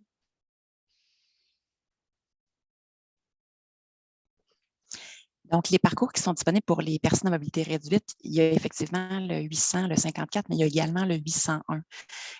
Le Métrobus 802. Donc, à ce moment-là, il faut faire des correspondances pour atteindre d'autres parcours. Donc, par exemple, si on prend le 800, on va devoir faire une correspondance avec le 802 pour atteindre le 801 qui va vous descendre là, plus près de la 24e rue. Merci beaucoup, Mme Turgeon. Alors, je vais laisser la parole à M. Leclerc et on n'oublie pas les personnes à main levée. On a pris vos noms en note. Là, je vous reviendrai plus tard. Donc, très bien. Donc, ma question concerne les arbres. À vrai dire, il y a plusieurs personnes. On a André Rodrigue, Charles Normand ainsi que Anne Robert qui souhaiteraient en savoir davantage sur les espèces qui seront plantées. Est-ce qu'on parle des mêmes espèces qui existent déjà dans le quartier? Est-ce qu'on parle d'une variété d'arbres pour éviter des problèmes comme la grille du frêne? Donc, on voulait avoir plus d'informations sur le type d'arbre qui sera planté le long des tracés. Bonjour. En fait, en ce qui concerne le choix d'essence, lorsque le site le permet, on va toujours privilégier un choix d'arbres à grand déploiement qui est préférable pour la lutte aux îlots de chaleur. On choisit aussi des arbres qui sont adaptés au milieu dans lequel ils vont être plantés, des arbres qui ont fait leurs preuves en milieu urbain à Québec là, et qui vont être performants. Évidemment qu'on a un souci de biodiversité là, avec les différents ravageurs qu'on a eus là, dans le passé. Donc, on évite les monocultures et on va aussi éviter de planter des essences là, qui ont des pathogènes ou des insectes là, ravageurs connus et qui sont incontrôlables. Très bien. On avait justement Nadine Forget-Dubois qui demandait si la lutte contre les îlots de chaleur était considérée. Je tiens à souligner, elle souligne entre autres le secteur de la rue des Sables et de la 4e rue qui aurait énormément besoin de verdure depuis des années. Donc, si ça peut être noté, donc il y avait ce secteur-là qui était ciblé par une citoyenne. On a également Christian Etier qui demande: bonjour, y aurait-il un plan de revitalisation des arbres abattus, par exemple, dons à des artistes, des ébénistes ou l'utilisation comme bois de chauffage? Alors, lorsqu'il y a des abattages d'arbres, comment est-ce que le bois, la matière est utilisée? En termes de valorisation, là, lorsque la qualité du bois de l'arbre le permet, l'arbre peut être converti en bio pour du sciage. Il peut avoir aussi des produits d'ébénisterie qui peuvent être faits. Il y a eu des projets aussi de mobilier urbain là, qui ont été faits avec du bois urbain là, justement. Donc, quand c'est possible, on va faire la meilleure valorisation. Sinon, là, il y a toujours l'option de la transformation en copeaux là, pour les arbres de moins bonne qualité, si on peut dire, en termes de bois. Puis à ce moment-là, ces copeaux-là peuvent être utilisés là, dans les aménagements paysagers municipaux. On en donne aussi en grande quantité là, pour les jardins communautaires là, pour faire leurs aménagements autour de leur jardin. Très bien, merci beaucoup. Plaisir. Anne, est-ce que tu voulais poursuivre avec d'autres questions ou je peux moi-même changer de catégorie? Oui, tu peux changer de catégorie. Je vais juste prendre les mains levées. Je vais regarder l'heure à laquelle ils avaient levé la main versus les questions par écrit. Alors, j'accorderai la parole à Mme Marie Genet. Alors, je vais activer votre micro, Mme Genet. Vous pouvez réactiver vous-même votre micro, il n'y a pas de souci.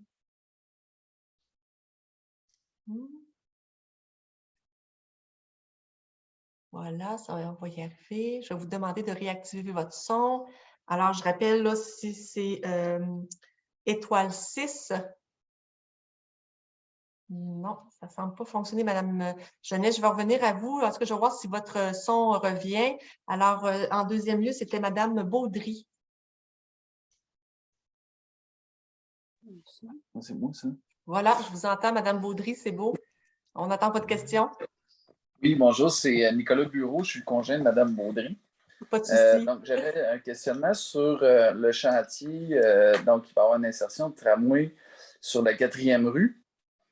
Nous, on demeure entre la 3e avenue et la 4e avenue. Il y aurait éventuellement des vibrations associées au chantier. Il y a des réponses qui ont été données par rapport au passage du tramway lorsqu'il sera construit. Ma question est la suivante. Pendant le chantier, quel type de vibration on peut anticiper sur des bâtiments plus que centenaires et dont les fondations sont en pierre massive et dont les joints de mortier sont parfois refaits et parfois pas refaits? Je peux peut-être répondre à cette question-là. Là, effectivement, là, vous l'avez précisé au départ que il y a des études vibratoires qui ont été réalisées dans le cadre de l'exploitation du tramway, donc qui montrent un peu que va apporter là, le passage du tramway au niveau des vibrations. Puis ces études-là écartent là, les risques là, associés aux vibrations. Par contre, en termes de chantier de construction du tramway, il faut s'imaginer que c'est un chantier qu'on retrouve similaire, là, un chantier où on refait au niveau d'une rue. On refait les trottoirs, on refait l'ensemble des infrastructures municipales. On va refaire les réseaux techniques urbains. Donc, il n'y aura pas plus de vibrations qu'un chantier standard ville de Québec, par exemple. Donc, dans les exigences qui sont données aux entrepreneurs avant de réaliser ces types de travaux-là, il y a toutes vraiment des vérifications qui doivent être faites. Il y a souvent des images des fondations qui sont prises pour s'assurer que le chantier n'est pas venu aggraver une situation sur un bâtiment. Donc, ça va être fait de cette même rigueur-là va être faite par l'entrepreneur, le partenaire privé lorsqu'il réalisera les travaux du tramway. Donc, il faut s'imaginer que la ville fait des travaux régulièrement dans des milieux contraints. Là. Si on regarde là, les rues, par exemple, du Vieux-Québec, où on regarde, par exemple, les travaux qui ont été faits dernièrement sur Dorchester, où on allait excaver jusqu'aux fondations des bâtiments. Donc, il y a des mesures qui sont prises là, pour s'assurer qu'on ne vienne pas aggraver une situation ou causer un dommage aux propriétés. Merci beaucoup pour votre question, Nicolas. Et désolé, Madame Genet, j'arrive pas à vous permettre de parler avec l'icône. Étoile 6, étoile 9 pour lever la main, étoile 6 pour votre micro. Sinon, le 311 pour poser votre question. L'équipe y répondra cette semaine. Là. Je suis vraiment désolée. On va poursuivre avec Madame Marie-Ève Sanson avant de passer aux questions par écrite. Oui, bonjour, est-ce que vous m'entendez? Très bien. Oui. Oui, parfait. Moi, je suis résidente de la rue Bergemont. Pas mal, je vous dirais, à la hauteur, là, on va dire, coin Canardière-Bergemont. Fait que là, c'est sûr qu'après avoir vu les cartes là, pour les travaux qui vont avoir lieu, je dirais surtout au coin des Capucins et Canardière, c'est sûr que je vous avoue que j'ai un questionnement et une inquiétude par rapport à la circulation. Là, j'avoue que j'ai peut-être manqué une partie de la présentation, mais je me demande, en fait, il va-t-il avoir de la circulation qui va être déviée par la rue Bergemont? Parce que peut-être que certaines personnes qui travaillent pour la Ville de Québec ont déjà entendu parler de la rue Bergemont. C'est une rue déjà très problématique pour la vitesse. C'est 30 km/h dans le secteur et on a beaucoup de problèmes. On fait beaucoup de plaintes auprès de la Ville là, déjà depuis longtemps pour cette rue-là. Les gens roulent extrêmement vite parce qu'on se situe, dans le fond, entre Canardière et la 18e. Donc, c'est une bonne voie de transit pour les gens qui veulent éviter de passer par Henri Bourassa. Donc, c'est ça, ma question, c'est plus une inquiétude par rapport au secteur. Est-ce que j'imagine forcément que ça va être impacté vu la rue des Capucins qui va être barrée. Là. Donc, voilà, ma question, c'est ça. Il va y avoir une déviation de circulation dans ce coin-là. Et aussi, je lance quand même l'appel parce que c'est sûr qu'on va rappeler cet été par rapport à la vitesse sur la rue Bergemont. Alors, dans le plan de gestion de la fermeture de Canardière et même de la fermeture des Capucins, il n'est pas prévu de diriger ou de rediriger les gens vers la rue Bergemont. Maintenant, physiquement, au moment où ça va être possible, ça peut arriver qu'il y ait des gens qui choisissent la rue Bergemont comme route alternative, même si on cherche à faire autre chose. Et si tel est le cas, ben, à ce moment-là, je vous invite à contacter le 311 puis on verra quelles actions on peut mettre en place pour s'assurer que le niveau de sécurité est acceptable sur cette rue-là. OK, parfait. Peut-être, je m'excuse, je vais peut-être juste finir ma question, mais au niveau de la circulation, elle va passer par où? Parce que, je veux dire, là, des Capucins de Canardière vont être barrés, donc les gens, j'imagine, vont devoir passer par la 18e. Alors, évidemment, au moment où on va fermer Canardière, il va se produire deux choses. Il y a des gens qui vont choisir, les gens qui arrivent, disons, par Henri Bourassa, qui vont choisir d'aller prendre l'autoroute du Frein, un peu comme le RTC nous présentait tout à l'heure, et de sortir à la première rue ou encore d'aller sortir vers le centre-ville. Il y en a d'autres qui vont choisir de circuler effectivement par la 18e rue, Première Avenue, Eugène-la-Montagne. Ce sont les axes là, où on est susceptible d'avoir le report le plus important. Parfait, merci. Merci, Mme Sanson, pour votre question. Alors, on poursuit avec les questions écrites sur les sujets de travaux, chantiers et nuisances. Très bien. Alors, on a Nelly Brière qui demande est-ce que les travaux du viaduc auront un impact sur les trains qui passent de la gare du Palais? Est-ce qu'on doit s'attendre à des interruptions de service? Donc, j'imagine que c'est valable pour le viaduc de Canardière tant que la 18e rue là, qui va avoir lieu cette année. Je peux répondre. Donc, Oui.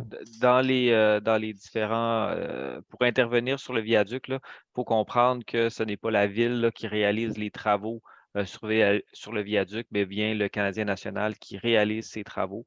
Dans le cadre de Canardière, ils sont faits à la demande du bureau de projet pour l'insertion du tramway.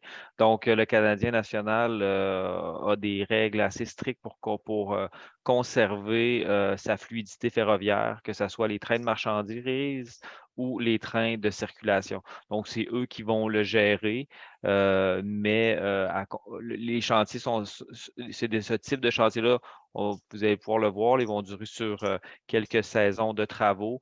Donc, une des raisons pourquoi les chantiers s'étirent un peu plus long que certains chantiers, c'est justement pour garantir qu'il y a une circulation constante qui soit faite là, des trains, autant de marchandises que de passagers. Très bien, merci. Je poursuis avec des questions concernant le viaduc. Donc, on a Jacques Villeneuve qui demande sous le viaduc de la Canardière, le tramway sera-t-il au même niveau que le chemin de la Canardière ou est-ce qu'il se devra être abaissé pour pouvoir passer sur le viaduc? Donc, le profil de Canardière va devoir être abaissé là, pour permettre les dégagements minimaux du tramway sous le viaduc. Donc, pour le viaduc Canardière, on pourrait dire qu'il y a deux principales choses qui sont réalisées. Donc, on vient bonifier la circulation pour les piétons et les cyclistes de part et d'autre sur les trottoirs de part et d'autre de Canardière. Et on vient aussi faire un abaissement du profil pour permettre là, d'avoir les dégagements minimaux pour un tramway. Très bien. Concernant les accès, on a une question de Corinne Biolay. Alors, comment se fera l'accès au parc Ferland pendant l'été concernant les 40 jours? Peut-être que cette question-là s'adresse là, pour le chantier de la 8e avenue. Là. Davantage, oui, effectivement. En fait, les accès vont être maintenus normalement en tout temps, là, à moins de cas exceptionnels, parce qu'il faut ouvrir une rue, mais on intervient rapidement pour la situation qui reste la moins longtemps possible. Mais dans ce cas-là, normalement, au Parc Ferland, cet été, il va y avoir un maintien des accès le plus souvent possible. En fait, peut-être en complément, là, Ouais. ce qui est demandé à l'entrepreneur, c'est de maintenir un trottoir sur la 8e avenue en tout temps dans le cadre de ses travaux et de s'assurer une traversée sécuritaire aux intersections pour l'ensemble des usagers. Alors, en face du parc, il est fort probable là, que vous verrez un signaleur qui va être là pour gérer là, les conflits potentiels entre l'entrepreneur, ses employés, ses équipements et les gens qui ont à se rendre au centre Ferland. Très bien. Puis sinon, j'ai plusieurs personnes qui posent des questions concernant les ruelles et l'enfouissement des fils. Donc, je vais commencer par la lecture de Mayra Baudry. Bonsoir. Est-ce que les travaux auront un impact sur l'aménagement des ruelles situées aux abords du tramway? Par exemple, est-ce que l'enfouissement des fils est prévu et est-ce qu'il y aura d'autres interventions qui pourraient être effectuées? Je peux répondre à la question. Premièrement, au niveau des fils, l'enfouissement des fils qui sont réalisés dans le cadre du projet du tramway, ce sont l'enfouissement des fils vraiment au niveau de l'axe du tramway, donc où le tramway va circuler. Donc, on ne vient pas intervenir sur soit des ruelles ou des axes, d'autres axes de part et d'autre. On a fait ces vérifications-là. Il n'y a pas d'impact au niveau des travaux qui seront réalisés pour le tramway versus les projets. Là, on sait qu'il y a beaucoup de projets de réaménagement de ces ruelles-là.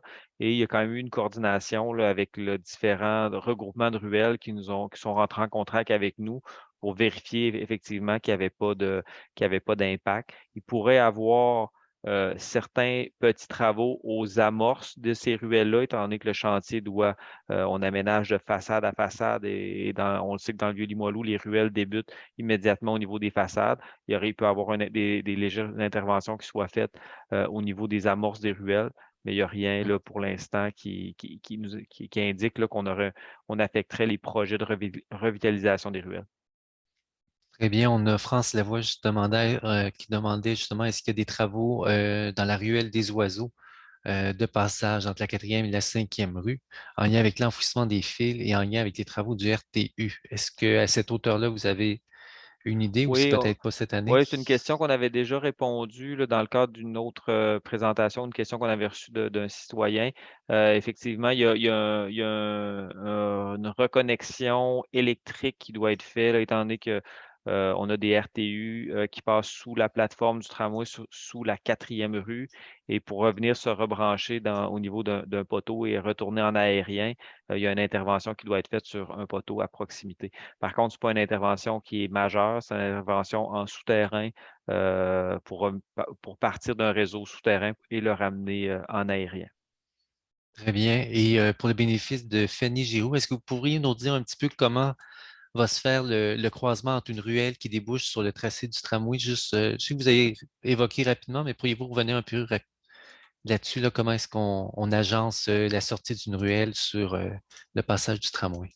Bien, tout dépendant des ruelles, là, la situation n'est pas similaire pour tous les ruelles.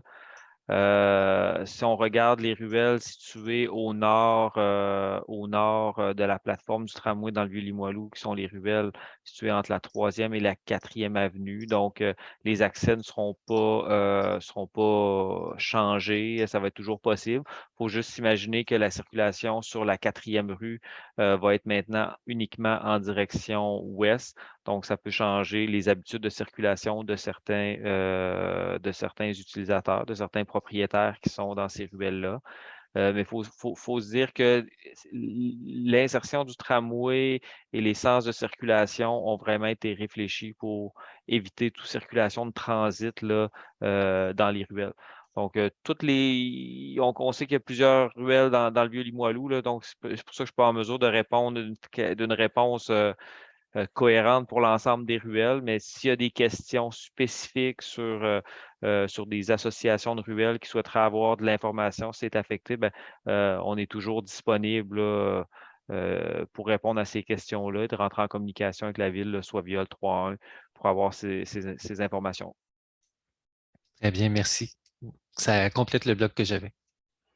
Merci, M. Leclerc. Alors, on poursuit avec un autre bloc de thématiques, circulation et détour. Alors, M. Jean-Christophe Langevin qui pose la question, est-ce que le pavé sur le côté de la Canardière sera accessible à la circulation locale? Aussi, est-ce que l'aménagement sur la 4e avenue sera similaire avec du pavé pour les voies partagées? Tous les voies partagées qui sont construites dans l'insertion du tramway, si on parle des voies partagées du côté ouest de la 4e avenue, donc ces voies partagées-là seront effectivement en pavé de béton. Si on regarde la 4e avenue, par exemple, son insertion, le tramway sera axial au centre de la chaussée sur la 4e avenue. Du côté ouest, on aura des parties de voies partagées où on aura en pavé de béton. Et du côté est, on aura une voie automobile standard direction nord en pavage normal. Si on va sur Canardière, c'est la même chose. Les sections de voies partagées seront aménagées là, en pavé. Donc, il faut avoir vraiment la compréhension que si on parle voie partagée dans l'insertion du tramway, c'est toujours fait en aménagement de pavé de béton. Toujours sur Canardière, M. Mimeau, j'ai Mme Marie-Ève Gagnon-Paré qui pose la question suivante. Une fois le tramway en place sur Canardière, est-ce qu'il restera une voie de circulation pour les automobiles? Oui, il y a toujours des voies de circulation sur Canardière. Sur Canardière, c'est très long, là. Son insertion est différente de l'insertion du tramway, puis les voies de circulation viennent changer à différents moments. Par contre, si le départ se ferait, par exemple, sur Canardière à l'intersection de la 4e avenue, il faut s'imaginer que dans cette section-là, de part et d'autre, on est plus en voie partagée. Lorsqu'on arrive au niveau de Capucin, là, on se retrouve beaucoup plus en plus standard. Le tramway se retrouve du côté sous le viaduc, du côté latéral, du côté nord, et on a deux voies de circulation de part et d'autre de Canardière à l'est de Capucin. Donc, tout en s'en allant là, plus vers l'est, il y a des changements qui se font comme ça. Donc, on reste comme ça jusqu'à Henri Bourassa. À partir d'Henri Bourassa, il y a des changements qui se font. Il y a des sections qui sont en voie partagée, des sections auto. Les automobiles vont toujours avoir accès quand même aux voies partagées. Par contre, c'est la priorité donnée aux piétons, aux cyclistes. Donc, les autos peuvent s'avancer là, avec une vitesse maximale de 20 km/h, donc tout en respectant les piétons et les cyclistes qui sont là. Il y aura là, des rencontres qui seront prévues plus spécifiquement encore là, sur l'insertion du tramway à venir là, dans les prochains mois. Donc, ça permettra de faire un autre, prendre encore du temps plus spécifiquement au niveau de la circulation. Donc, aujourd'hui, on n'a pas tous les images qui montrent l'insertion de la circulation et dans le Vieux-Limoilou et dans Mézeray. On l'a fait une première présentation en juin qui était vraiment de présenter l'insertion globale. Donc, on va revenir encore une fois un peu plus précis là, dans les prochains mois à ce sujet. Oui, ça va être très apprécié. D'ailleurs, juste pour que Mme Catherine François n'ait pas loupé l'information, sur Canardière, là, entre le tronçon situé entre la 3e et la 4e avenue, donc ce n'est pas fermé à la circulation automobile, là. Non, entre la 3e et la 4e avenue, entre la 3e et la 4e avenue, ça deviendra un sens unique. Direction nord-est, je suis bien nord-est, là, mais en direction du cégep de Limoilou. Merci. Puis, Mme Gagnon se posait la question, surtout pour les commerçants, est-ce qu'il y aura des mesures d'atténuation pour réduire les nuisances causées par le détour routier et pour minimiser l'impact de la réduction des stationnements pour les commerçants, justement là, sur la section du chemin de la Canardière, puisqu'on ne pourra plus avoir la circulation aux automobilistes, plus les travaux aussi qui vont avoir lieu, là. Bon, au niveau des commerçants, on n'a pas fait le point aujourd'hui, là. Si je le prends plus large, là, étant donné que là, c'est une question plus qui touche les commerçants, là, on avait une section, on a rencontré les commerçants en début de semaine, je crois, à la fin de la semaine dernière. Et il y a un programme d'aide là, qui va être donné là, pour les commerçants, là, comme on a retrouvé dans les différents chantiers majeurs de la Ville de Québec. Que ça s'est fait dans le quartier Saint-Roch, ça s'est fait ailleurs, ça s'est fait sur la rue de l'Église. Là, je crois que c'est les premiers projets d'aide aux commerçants qui étaient donnés, où il y aura des mesures que les commerçants pourront avoir là, pour faire s'il y aurait des pertes de revenus ou quoi que ce soit. Ça, c'est un volet que moi, je connais moins, étant donné que ça touche les commerçants, mais c'est de quoi qui est disponible. Puis cette information-là est disponible au niveau de la ville ou est disponible là, à même probablement la présentation qui a été faite la semaine dernière, qui est disponible en ligne, là, que les gens pourraient se référer, où on a des diapositives qui expliquaient bien quel était là, ce programme d'aide aux commerçants et aussi un programme d'aide qui est fait aussi pour les SDC. Donc, ensuite de ça, au niveau de la circulation, c'est sûr que là, je ne me souviens plus exactement quelle était la question, là, mais c'est sûr qu'il va y avoir certaines entraves. Les entrepreneurs doivent garantir l'accessibilité au commerce, doivent garantir l'accessibilité aux résidents. Donc, ça fait partie là, des mesures qui sont données aux entrepreneurs pour assurer l'accessibilité au commerce, que ce soit de l'affichage qui soit ajouté sur le chantier, comme ma collègue a mentionné tout à l'heure, pour donner là, de montrer que les commerces sont toujours ouverts malgré les entraves qui sont présentes là, durant des travaux à proximité. Merci. Puis, on a mentionné l'information tout à l'heure, M. Laliberté, vous l'avez mentionné, mais je voulais juste être certain que M. Jean-Christophe Langevin ait entendu. Là. Il a vu des aperçus en 3D, qu'il y avait des triangles au sol pour les priorités, comme on voit en Europe. Alors, il se pose la question, allons-nous commencer à avoir cette signalisation à Québec? En fait, c'est pour identifier la surélévation en amont pour que l'automobiliste voit bien que la rue remonte légèrement. Donc, c'est une signalisation qui est normée, qui existe déjà à Québec, là, comme j'ai mentionné, entre autres, là, dans le coin de la fabrique du Smoke-Meat dans Saint-Sauveur, là, sur Raoul-Jobin. On le voit bien. Donc, on va ce genre d'intervention-là, dans le type de milieu qu'on travaille actuellement, par exemple la 8e avenue ou la 8e rue, quand il y a une intersection notamment qui a un lien avec une institution scolaire, on essaie le plus souvent possible d'en mettre. Merci beaucoup, M. Laliberté. On poursuit avec 3 questions de Émilie Rochefort. Alors, je vous l'ai dit peut-être en rafale, là, vous avez au moins 2 personnes qui vont pouvoir répondre. Si la Canardière et la 18e rue sont bloquées tout l'été, par où prévoyez-vous dévier le trafic, considérant que la rue la plus près, la 22e, est une rue avec une école primaire et un parc pour les enfants, en plus de loger plusieurs familles? Est-ce que quelque chose sera prévu pour éviter le transit automobile sur la 22e rue et assurer la sécurité des résidents? Il y a une partie de la circulation qui va se détourner par elle-même vers, entre autres, Henri Bourassa et l'autoroute du Frein. Par contre, je vous ai parlé tout à l'heure de séquençage des travaux et on a travaillé très fort, puis on va continuer à travailler très fort pour s'assurer que s'il y a un chevauchement de fermeture sur Canardière et sur la 18e, bien que ça se fasse pour de très, très courtes périodes. Actuellement, le seul moment où on voit un chevauchement, ce serait 2 fois 4 jours, donc du vendredi au lundi soir, pour permettre la démolition du pont de la 18e rue. Autrement, il n'y aura pas de chevauchement. Merci. Puis, M. Desrivières, on avait quand même M. Laliberté puis M. Allison concernant les arbres, les saillies de trottoir. Alors, Mme Rochefort, je vais vous poser les 2 questions, là. Alors, elle demande, plutôt que d'abattre un arbre, est-il possible de les donner aux citoyens? Première question. Et pour le projet de la 8e avenue, si les arbres sont prévus pour les saillies de trottoir, pourquoi à certaines places, des lampadaires ont été posés à la place prévue pour l'arbre? Et donne exemple au coin de la 22e rue et de la 8e avenue.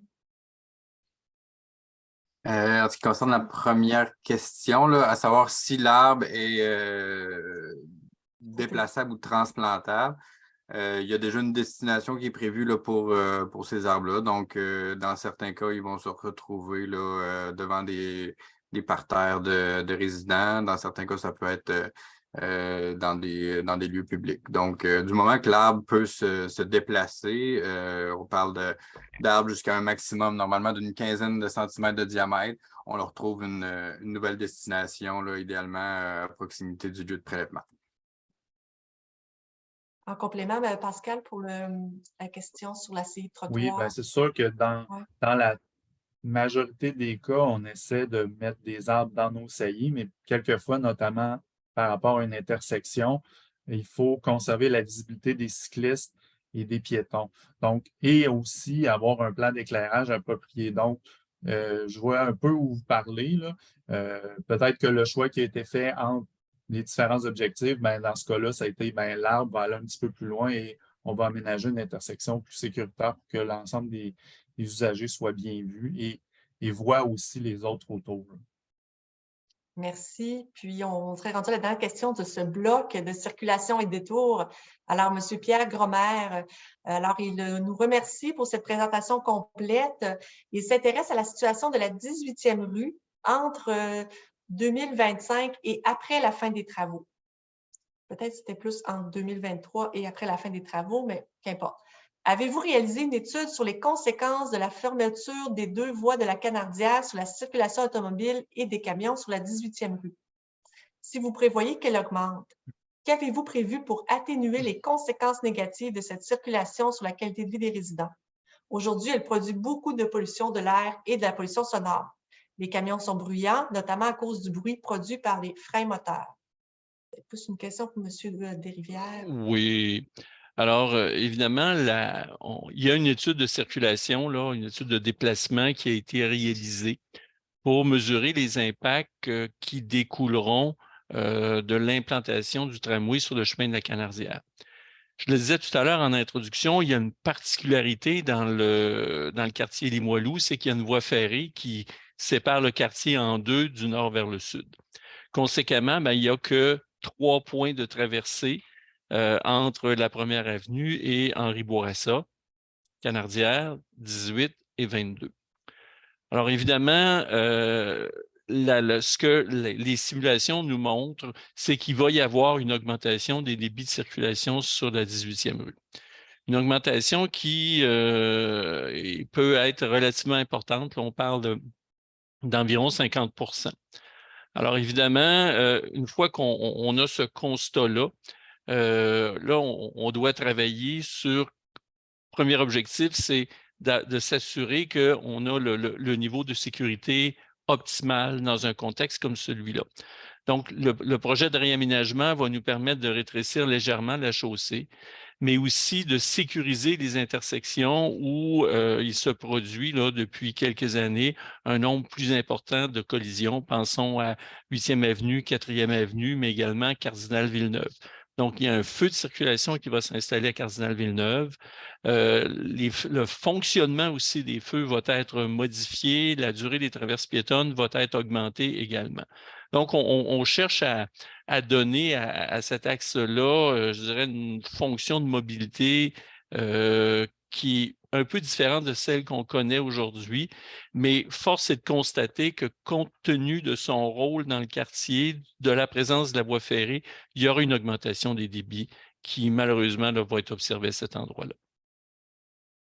Merci, M. Desrivières, pour la réponse. Alors, on poursuit avec Daniel Leclerc pour la lecture de d'autres questions.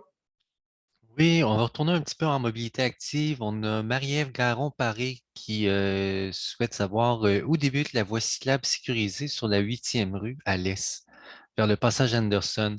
On a peut-être été rapidement, mais elle ne fait pas toute la 8e rue. Par où commence le tronçon de la 8e rue qui est avec les aménagements cyclables? En commençant à l'est, on part de la 3e avenue et on s'en va vers l'ouest jusqu'à la rivière Saint-Charles. Donc, on connecte les bandes cyclables de la 3e avenue avec l'aménagement cyclable qu'on va faire sur la 8e rue, en ajoutant, entre autres, un feu de circulation pour sécuriser les mouvements de tout le monde à cette intersection-là. Très bien. On a Martin Giguère qui pose également une question. Est-il envisagé, de changer le centre de la circulation à sens unique au niveau de la 8e rue entre la 4e avenue et la 6e avenue? Ça, je laisserai M. Desrivières répondre, si possible. Actuellement, ce n'est pas envisagé. Cependant, je vais faire la précision suivante. Il y a une équipe de travail là, qui va se mettre en place prochainement et qui va travailler sur un plan de déplacement local pour accompagner les travaux du tramway, mais également la phase d'exploitation du tramway. Donc, c'est l'occasion où on va réfléchir ensemble, je dis ensemble parce qu'on va associer les conseils de quartier dans la démarche. On va réfléchir ensemble là, sur toute l'organisation de la circulation à l'intérieur du quartier, tous les aspects de stationnement, déplacement piéton, déplacement vélo. Et dans le cadre de cet exercice-là, on pourra se questionner si c'est opportun ou pas de modifier la direction de la circulation sur la 8e rue. Très bien, merci.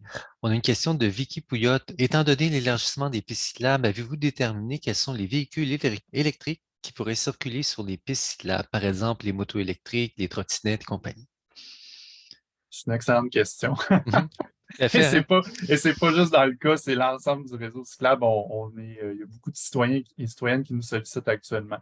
En fait, la question est un peu complexe. Je vais essayer de bien y répondre.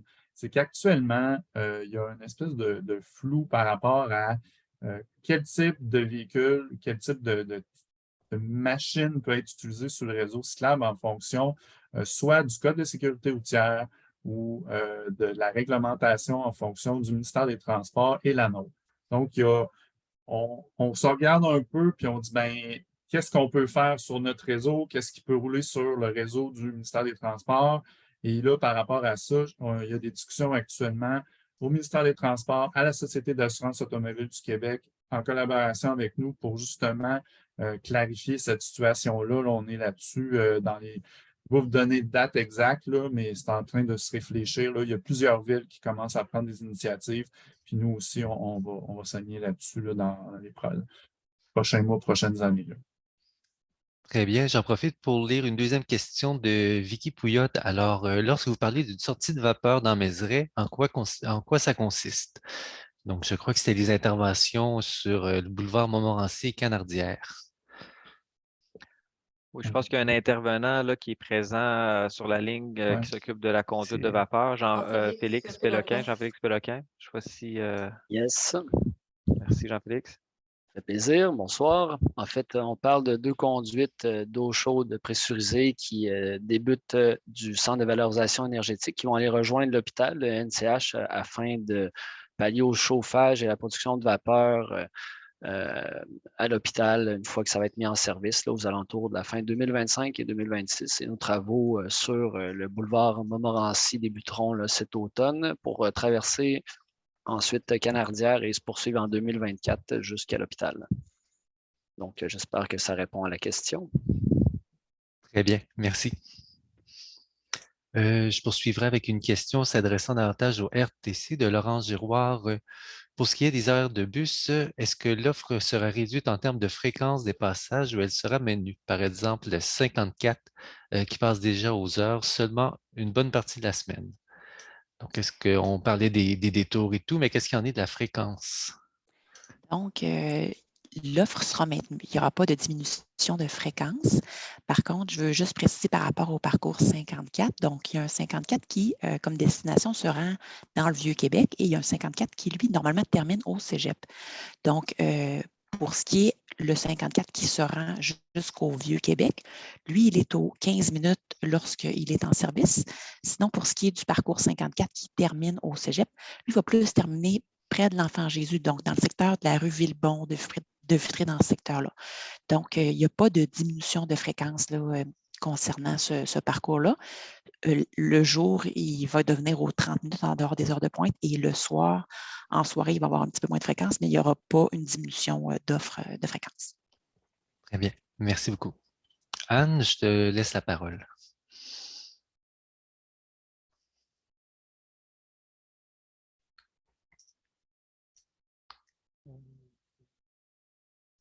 Oui. J'ai un problème avec ma super souris, elle est trop vite pour moi ce soir. Je suis désolée. Alors, ça va être des questions un peu éclatées, désolée. Alors, je vais prendre les questions en rafale. D'abord, nous avons concernant travaux, chantiers et nuisances, Tiwa Kumana qui demande comment les vibrations lors des travaux seront contrôlées pour s'assurer du respect des seuils définis. Moi, je pense qu'on a répondu là, en partie à cette question-là un petit peu avant. Donc, il y avait toute la notion 2 volets, volet construction tramway, où on va s'assurer par les mêmes mesures qu'on prend là, pour s'assurer que les fondations ne soient pas affectées, les entrepreneurs qui ont à travailler dans le secteur. Puis tandis qu'en exploitation du tramway, il y a des études vibratoires qui sont faites. Et les études vibratoires démontrent là, pas d'impact sur les bâtiments ou sur les gens qui habitent là, les quartiers à proximité du tramway. Merci beaucoup. Une autre question de Mme Fanny Giroux sur les ruelles. Est-ce qu'on pourra les utiliser pour les voitures? Et est-ce que les poubelles passeront dans les ruelles comme les poubelles ne seront pas accessibles si elles sont sur le chemin du tramway? Les ruelles ne seront pas désignées comme des passages, là, comme un passage à privilégier. Là. Les ruelles restent avec leur statut, leur même statut qu'actuellement. Au niveau de la collecte des matières résiduelles, ça va faire partie des discussions et des informations qu'on donnera lors de nos prochaines séances d'information. Il y a une réflexion qui est faite sur comment les gestions des matières résiduelles vont être faites dans l'ensemble des quartiers à proximité du tramway. Et je pense qu'on va être en mesure de donner plus d'informations à ce moment-là parce qu'il y a des cas qui sont plus uniques. Donc, on a des endroits qui sont qui ont des situations très particulières qu'on doit gérer d'une telle façon. Donc, on ne peut pas généraliser sur comment ça va fonctionner là, dans le quartier là, ou à différentes ruelles. Donc, mais on sait que c'est une préoccupation de différents citoyens. On l'a noté dans nos rencontres publiques précédentes. Donc, on va revenir là, avec des réponses à ces questions-là dans les prochains mois. Merci, M. Mimo. Puis là, on m'informe que l'outil questions-réponses est maintenant terminé, alors il est fermé. Alors, si vous tentez d'inscrire vos questions, ça ne fonctionne plus. On va vous inviter à faire le 3-1-1 pour suivre. Si vous avez d'autres questions, de faire le 3-1 pour qu'on puisse faire un suivi avec vous. Je vais terminer parce qu'on avait quand même pris des questions qui étaient encore inscrites dans notre cahier. Alors, si vous me permettez, là, je sais que les intervenants, je sais qu'il est tard un peu, mais je terminerai avec les 3 questions si vous êtes d'accord. Ça irait? OK, parfait. Merci. Alors, on a ensuite Mme Louise Caron qui voudrait savoir comment savoir où seront les arbres qui seront abattus. Monsieur Malison. Oui, bonjour. En ce qui concerne les abattages prévus là, dans le cadre des travaux là, 2023, là, lorsqu'il y a des citoyens concernés, il va y avoir des abattages sur les terrains privés. Les citoyens concernés là, vont être approchés là, sous peu là, parce qu'on sait que la saison de construction démarre bientôt. Là, donc, ils vont être avisés. Et sinon, là, lorsqu'on parle de... Parce que dans le cas des abattages qui concernent les travaux préparatoires, là, du moins, là, il y a assez peu d'arbres privés qui sont prévus d'être abattus. Là. Donc, si on parle d'arbres municipaux, là, il y a toujours un marquage préalable là, qui est fait de ces arbres-là, là, généralement une semaine à l'avance là, à la peinture. Donc, c'est très... très visible là, normalement pour les résidents là, à proximité. Merci. Je peux peut-être Alors, juste encore compléter, si Oui, ça ne bien dérange sûr. pas, là, au niveau de la coupe d'arbres, surtout dans la saison 2023, juste pour préciser, il y en a beaucoup qui sont affectés dans le cadre des travaux à proximité du viaduc du CN. Donc, on est sur des terrains privés, mais institutionnels, là, autant que ça soit sur le terrain d'Hydro-Québec, qui a un poste d'alimentation dans le côté de Mézerev et dans le Vieux-Limoilou, au niveau plus du cégep, là, il y a des arbres qui sont affectés à cet endroit-là, si on veut une localisation. Là. C'est sûr qu'il y en a d'autres, mais qu'en termes de terrain, des abattages d'arbres sur des terrains privés dans le cadre des travaux de 2023, les gens auraient sans doute été contactés. Donc, il va y avoir d'autres travaux qui vont se faire dans les prochaines années et au fur et à mesure là, que ça va avancer, les gens seront informés. Merci. Alors, on nous reste encore deux dernières questions. Puis merci à M. Crête. Où va se faire le lien entre la 801 et le tramway?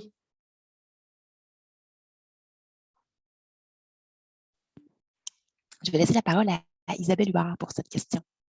Isabelle Huard, qui est votre collègue au RTC. Merci, Mme Huard, d'être présente. Oui, bonjour. Tout à l'heure, Benoît, au début de sa présentation, vous a montré là, le tracé du tramway avec 5 pôles d'échange le long de son parcours. Donc, on peut penser, dans le fond, le point de connexion des parcours d'autobus du RTC sur le tramway, c'est un de ces 5 pôles d'échange-là. Celui du pôle Saint-Roch est directement dans la trajectoire du 801, donc devrait être le lieu de connexion du 801 avec le tramway. Merci beaucoup, Mme Huard. Dernière question. Mme Catherine Gagnon, qui trouve que la partie nord du nouvel hôpital L'Enfant Jésus commence à être loin de l'arrêt Canardière. Elle se demande si l'arrêt pourrait être plus près de l'hôpital. Je ne sais pas, Mme Turgeon ou Mme Huard. Je peux peut-être y aller. Là, c'est au niveau Oui. de la station du tramway qui se retrouve à l'intersection Henri-Bourassa et Canardière. C'est sûr que lors des premières réflexions là, sur l'insertion du tramway dans la partie est de la ville, il y a différents scénarios qui avaient été regardés. Il y avait un des scénarios qui était d'emprunter la première avenue, aller sur la 18e rue.